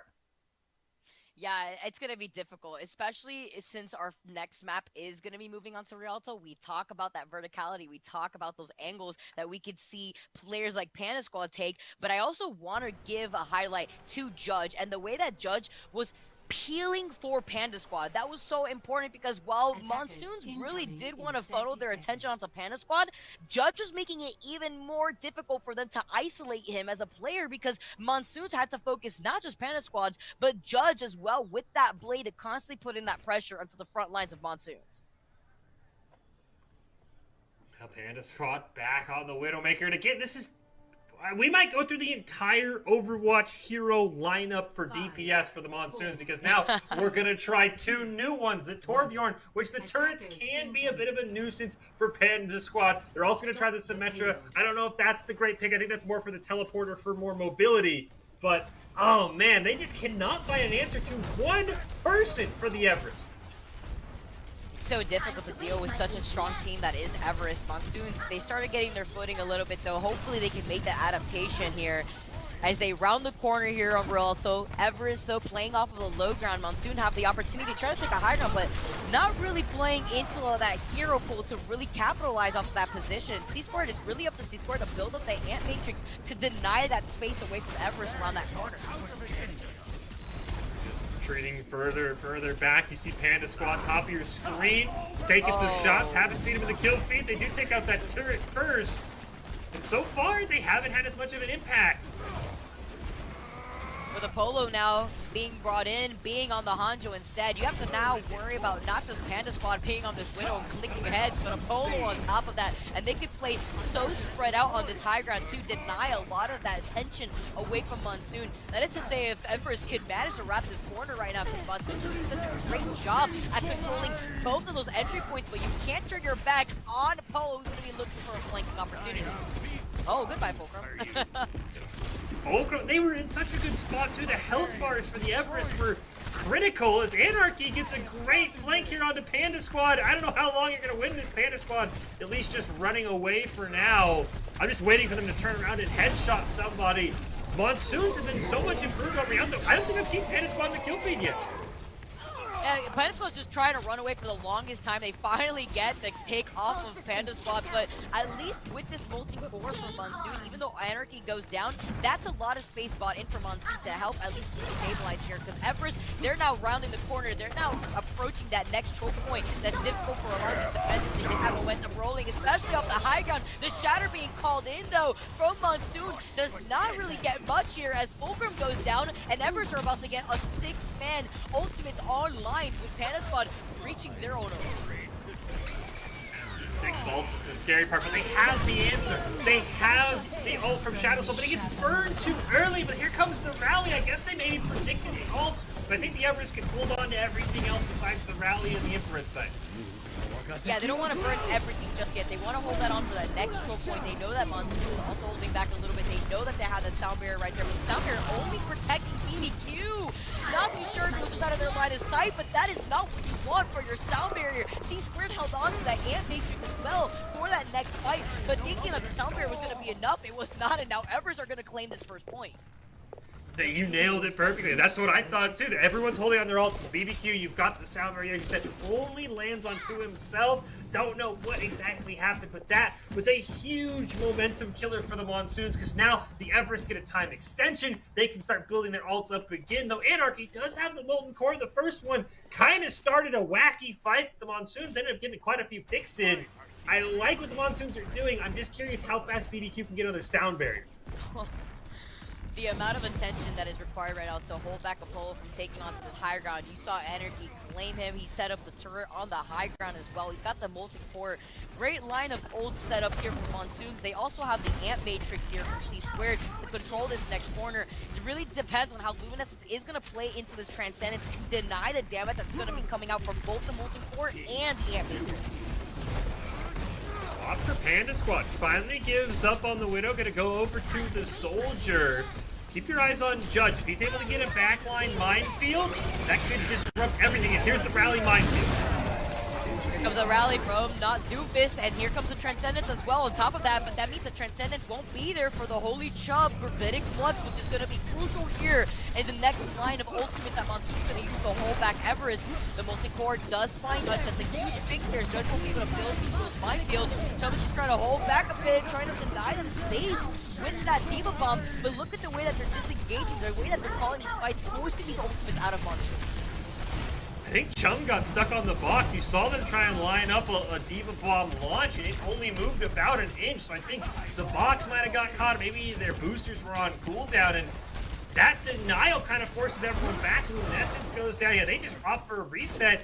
And just a small mechanical play cost the Everest a huge fight there in a huge chunk of time.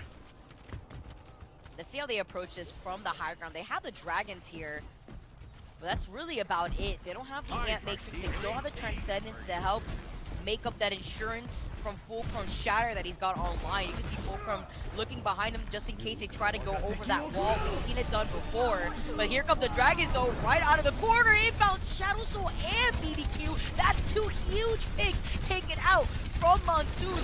Now playing at a number disadvantage. They're forced to disengage. They're forced to give the space over to Everest. I think they're forced to give the second point. Not only is picking a Lucio a huge anytime, BBQ would have had sound barrier, but they're gonna send it.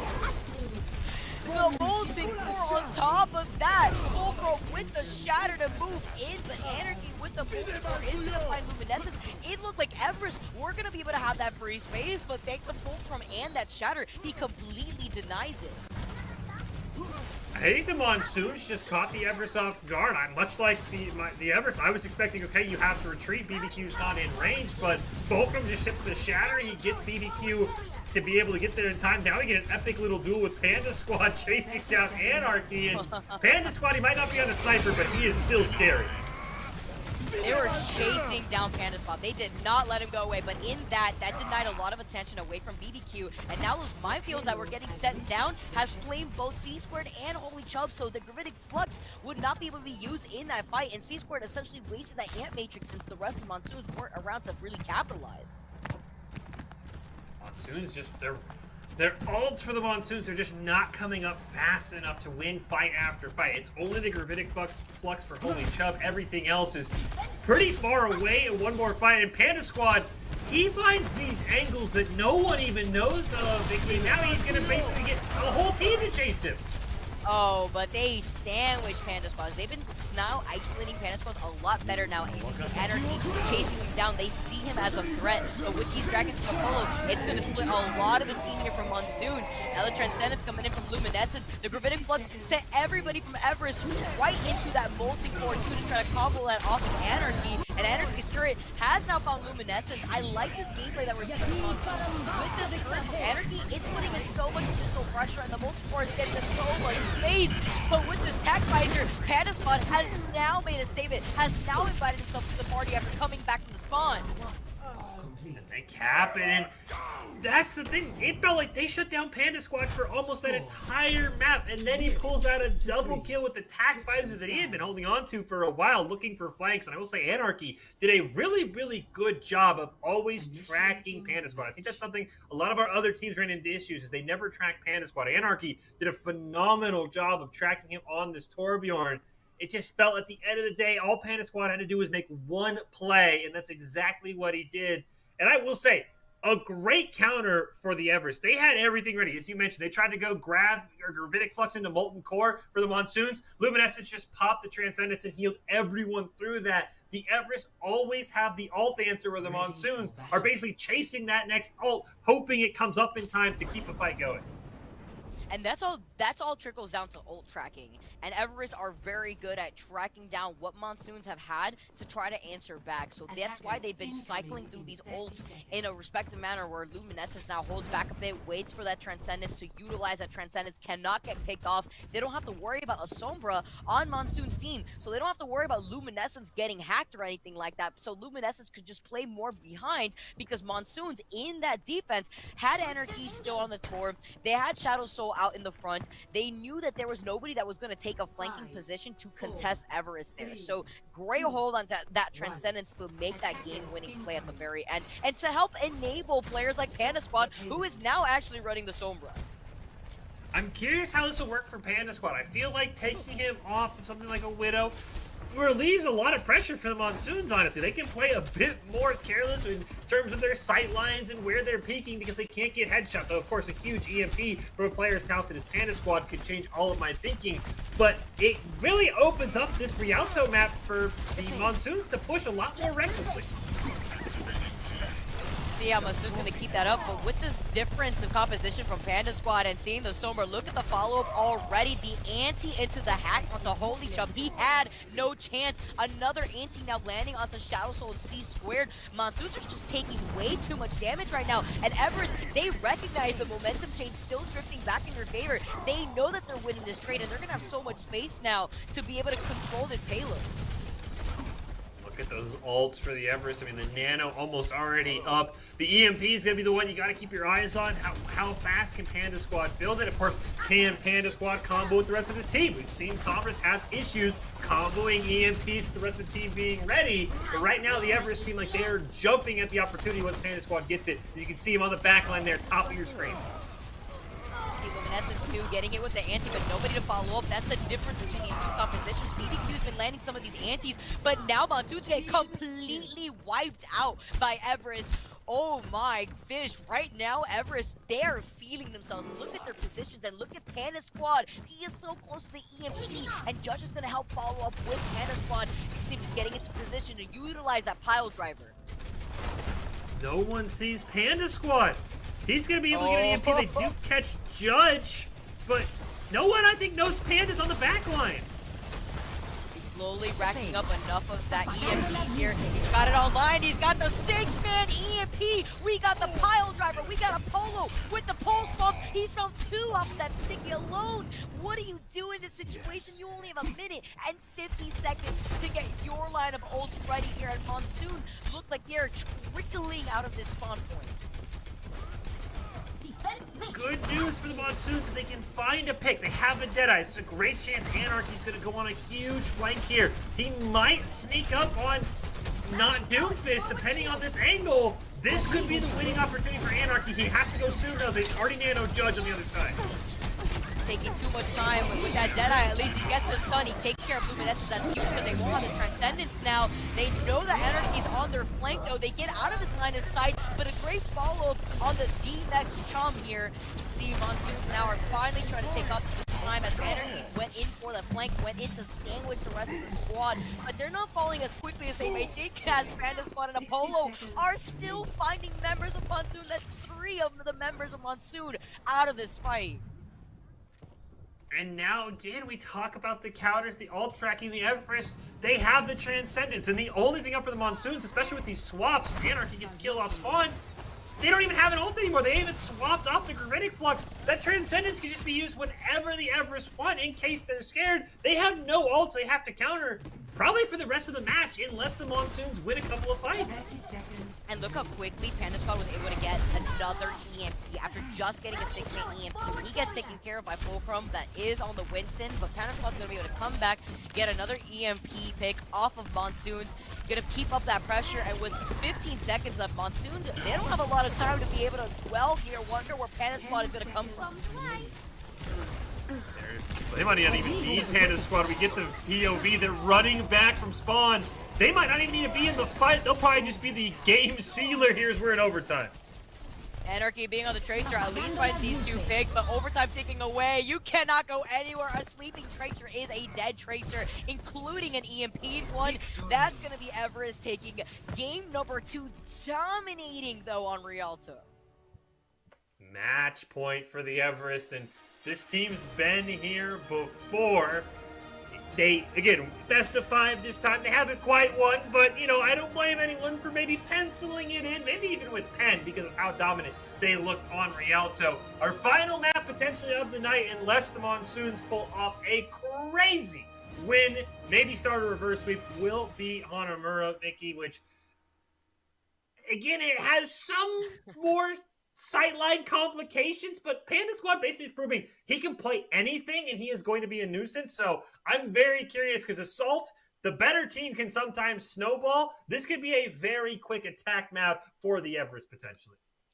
I'm thinking about how quickly Everest is going to try to play this. Are they going to run into the Symmetra? Are they going to stick to the Sombra? Are we going to see the Hanzo or the Widow stick by this composition? Who knows? Or are we going to get the other side of the coin where, because it is a best of 5, Monsoons have been able to take these last 2 maps as a way to just take it in and maybe figure out a game plan to contest Everest, because currently right now they are just on another level. This is a team that has been so consistent within the Esports Tower Rumble, and they need to be dethroned. Game 3 here as we move on to Hanamura. Can Monsoons flip the table here on them?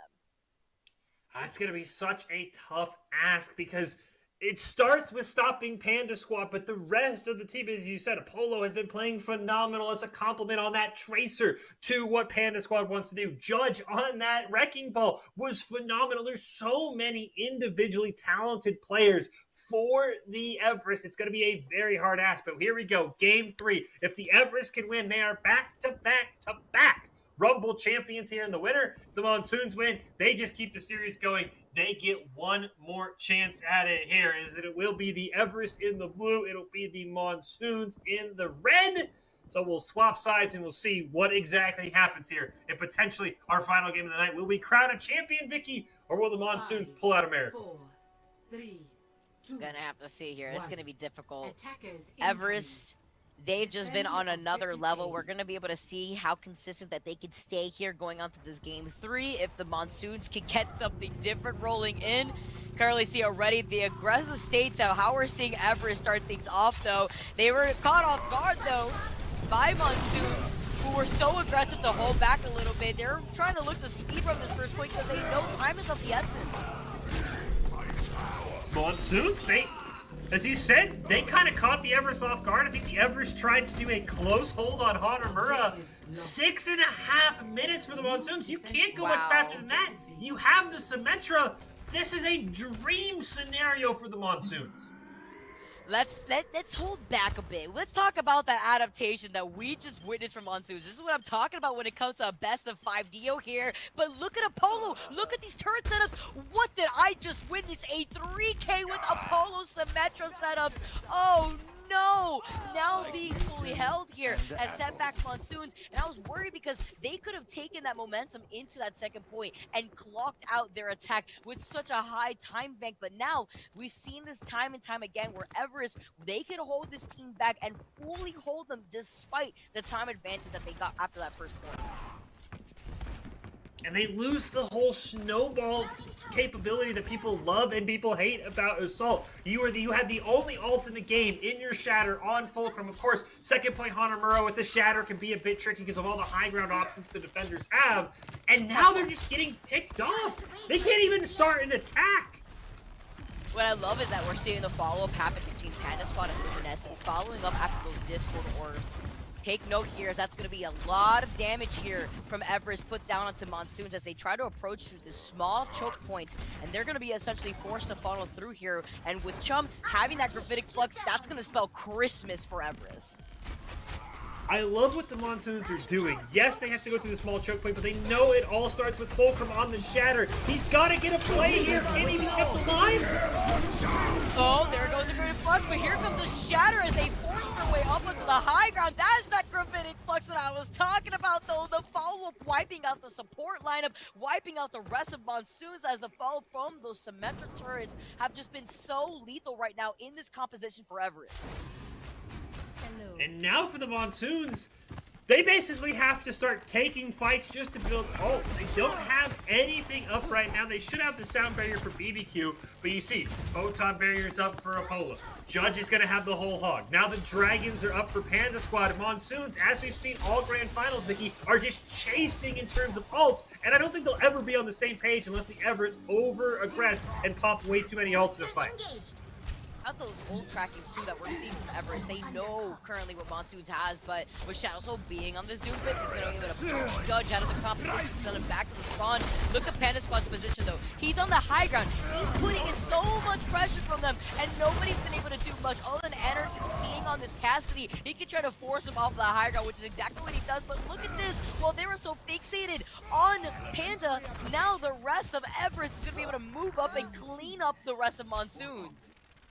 And for that great first point, we're already 3 minutes gone, and the Monsoons haven't even gotten a single percent. They haven't got a single toe on point B since that first fight, and the Everest.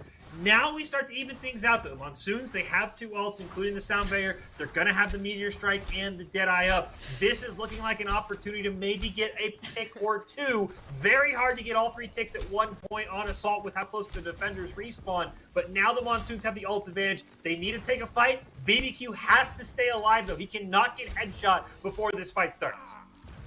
Oh no, he may not have been the one to get headshotted, but they won't have the Ant Matrix now that C Square gets taken out. You can also see how much fun that Panda Squad and Luminescence are having with that teleporter, and even more fun throwing the confetti, as with that Dragons, he finds BBQ, which means that he won't have the sound barrier, make it 3 down from Monsoons. Everest just keep winning each and every single one of these team fights. We've talked so much in these Rumbles the last 2 weeks about adaptability.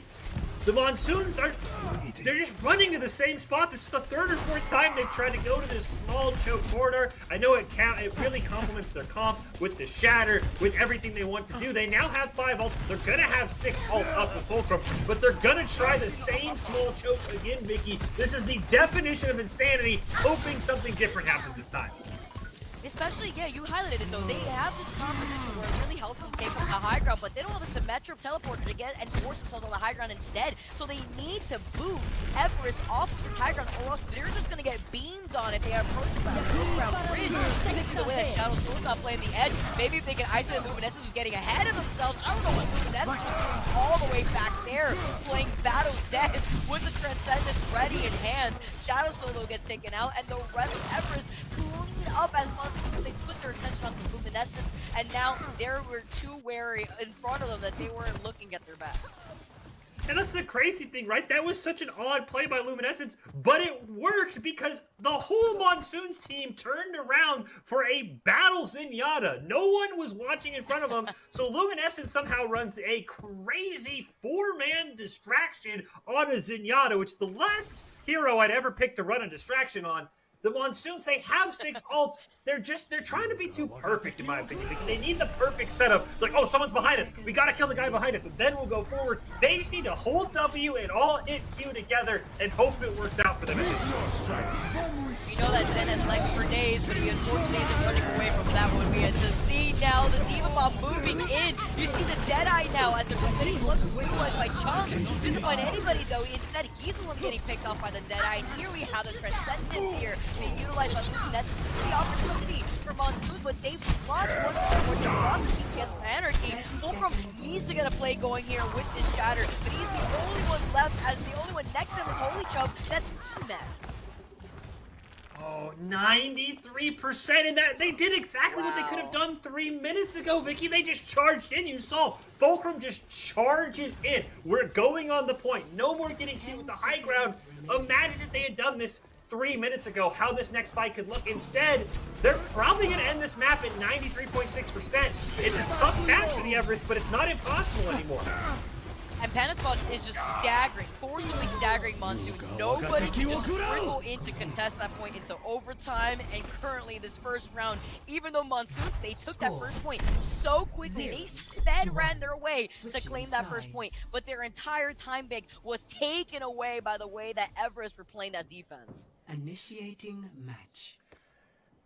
Man, I thought that everything the Monsoons did was so perfect on that map until point B, and then they figured it out, which is the great thing, though, I will say about this team. I don't know if they'll be able to win this map here because they are going to have to hold the Everest on point B, but they're learning slowly, and this is a team, I think, Vicky, in future weeks that is going to be scary because, again, they learned exactly how they could beat the Everest, and they're making this more of a series on Game 3 than it had been on the previous 2 maps. I'm curious how fast the Everest can power through A, because it was insanely quick for the Monsoons, but there are improvements we're seeing from the Monsoons. I don't know if it'll happen this week, but they feel like a really good contender to knock off the Everest in a few weeks once they iron out the small kinks they have in some of their plan. You see that melting snowman? That's exactly how Monsoons felt right there when they try to push 4 times on the high ground. That is such a feel right there too, because you have to imagine how Monsoons felt with the momentum that they built off of taking that first point so quickly. They had that confidence, but unfortunately, the wall that is Everest as a team, they were just not able to split up a lot of attention. Like you mentioned, they just kept trying to go for the same thing over and over again for what benefited their comp, but they needed more of that mobility to split up that attention that Everest was holding on that high ground, and they even had the Symmetra to go back and hold that teleporter alone. The Everest can do it. Chance to win the grand finals, and here's Panda Squad, who's always the scary member. They're going to look for a flank, which means the Monsoons have to know where that Hanzo is at all times. See Panda Squad now trying to take an angle here, trying to stop. Ooh, you can really see the way that Energy is playing off of the high ground, though. Panda Squad gets taken out. That's great first pick, but look at the amount of trades that have come in comparison to Everest, who have only lost Panda Squad. The rest of Everest are there to control so much space with Apollo being on this Ashe. These Dynamites dealing so much damage, and you can tell here, too, with the way that Apollo is already ahead in terms of ult charge in comparison to Shadow Soul. Not as much time as the Monsoons, but still 6 minutes. This is going to be a very, very tough ask for the Monsoons, but Everest didn't snowball. I mean, you look at the ult charges, they're not that far ahead. I mean, Chum only has about a 10% lead on Holy Chub. Everything's very, very close. I don't know if the Everest can snowball this quite like they would like to, and this could allow the Monsoons to potentially win up on this high ground. but they ended up approaching differently. They're splitting the attention by going down the middle, having some members of Everest go up for the high ground, and look at how they just spread Monsoons thin. They are rushing to that second point. They are winning in terms of the trade. No supports left for Monsoons. It's only a Riptire and a Dream here. Oh, the Riptire runs out of time. And I think you made a great point, Vicky. They split up their attention. The Monsoon just gave up the high ground at that first fight, and now they're body blocked by the whole hog. Victory. The Everest just win. Everest consistently taking the series in a immediate sweep up 3-0 against Monsoons, who put up an amazing fight against a team as lethal as Everest. I think the Monsoons, I mean, you never love telling a team, hey, be happy about losing, but they showed a lot of promise, especially on Hanamura. They are going to be a force to be reckoned with in future weeks. But again, congratulations. I feel like a broken record at this point, but congratulations to the Everest on another Rumble victory. Taking down everybody. They beat Meridian Tech, who looked like a strong team. They beat Stevens College, who's a very strong team. Last week, then they take care of the Monsoons in the grand finals. But everything feels really close. Wrap this up in a little bit. Just a reminder that if you want to be seen by an expert college recruiter, talk directly to esports industry insiders like pro athletes, team general managers, and game producers, then join the club. Esports Tower players get insider access to industry insights with our featured rumbles. Recruiters are taking notice as well. It's a great way to score exposure if you're looking to start your path to pro or land a collegiate scholarship. We put a bow on this one, Vicky. Of course, a big congratulations to the Everest, but I thought there was a lot of bright spots from all of our teams, both this week and last week. We do have our Idaho Central Credit Union player of the game. Panda Squad wasn't as dominant this time, so I think the nomination's a bit more wide open than last week. Yeah, I mean, I last week I also thought it was going to be Panda Squad, but I'm going to have to say I'm going for either Panda Squad or Soup from what we had seen earlier. Both those players just really were able to pop off, but it'd be interesting because Panda Squad just put in so much work. The moment in that first map that we saw that swap off from Panda Squad from the May into the Widow, I feel like at that point they built up so much momentum and respect that it was displayed throughout the rest of the series. So my pick is going to have to go to Panda Squad. I think just like last week where I picked Atomic despite the losing effort, I really liked what Lowell did for Fire Island. I know they went 1-1 today. They did beat Meridian Tech, but Lowell really put the team in a very interesting spot because it was like, I'm going to play the Genji, and they're so strong at it. And they didn't say, I mean, probably the most effective non-nano Genji that I've ever seen, but they also hurt the team a little bit in some of the comps where they're like, hey, I'm going to play Genji. Okay, how do we support it? But I thought Lowell was also very impressive. I think, as you said, last week's player of the game in Soup, always a deserving nomination. I think Meridian Tech will go as far as Soup can take him, though Big Boofus is right there. It's going to be a tough choice for me. I'm curious who will end up being the pick. There's about 3 solid choices. But there it is. I'm right this time. It is Lowell. It was phenomenal on the Genji, I will say. Yeah, and the adaptability from Lowell in general. Here we're seeing Lowell on the Mercy, the Battle Mercy at that, splitting a lot of that attention into the res. It really shows you how flexible of a player that Lowell is. Lowell was fantastic. Again, I think the Fire Island, it really feels like everyone besides the Everest is so close. There's not a whole lot separating the Monsoons, who finished second, from Stevens College, who finished last. I mean, every game was so close, minus any game the Everest were in. So I think these Rumbles are wide open to see who will play the Everest in the grand finals going forward. But a big congratulations to Lowell. They are the player of the game, brought to you by Idaho Central Credit Union, who believes a team player, please, a great player makes the team more successful, just like Idaho Central's helping their members achieve financial success. So Lowell is your Idaho Central Credit Union player of the game, helping the Fire Islands, help the Monsoons make the grand finals. I would have loved to have seen Lowell take on the Everest, but maybe another week. But as we prepare to wrap this one up, Vicky, it's been a phenomenal 2 weeks in the Esports Tower Overwatch Rumble. I mean, a big shout out to Stevens College for joining us. Big shout out to their director to join us today. And of course, a big thank you to you, Vicky, for joining us, helping call all of the action here in our Week 3 Rumble. Absolutely. Thank you so much for having me. I loved getting to see a lot of these players pop off, to see a lot of the adjustments made mid-series within a lot of these teams, and I cannot wait to see how a lot more of these teams actually make those adjustments going on. Is Everest going to be unstoppable, or are we going to get a new just wrecking ball of players just moving in and taking out the competition? We will have to wait and see. Again, a big congratulations to all of our teams on a very exciting third week of the Esports Tower Overwatch Rumble. The Everest are three-peat champions, but with the quick growth of teams like the Monsoons, solid performances by Fire Island's Meridian Tech, they might not stay on top forever. And again, Stevens College, their head coach, said, hey, we're bringing our A squad next time we come in a Rumble, and they said they're coming back. It is going to be a very tough task for the Everest to keep winning, to keep staying on top. But that's what happens. When you're the top dog, everyone wants to give you their best. Make sure you join us next week for another fresh Overwatch Rumble to see who will come out on top and if anyone can finally slow the Everest down. It'll be next Tuesday at 6 p.m. Eastern right here on the Boise State Twitch channel. But we will close out with our top 5 presented by the Idaho Army National Guard, who invites you to take your impressive critical thinking skills into real time. More than 10 jobs offering a $20,000 bonus and your choice paid for. The Idaho Army National Guard is one of the best teams out there. Big thank you to Stevens College for joining us. And of course, a huge thank you for Vicky Kitty for making the action sound phenomenal and make it sound just as good as it looks. We'll leave you with our top 5, and we'll see you next week for a fresh Overwatch Rumble.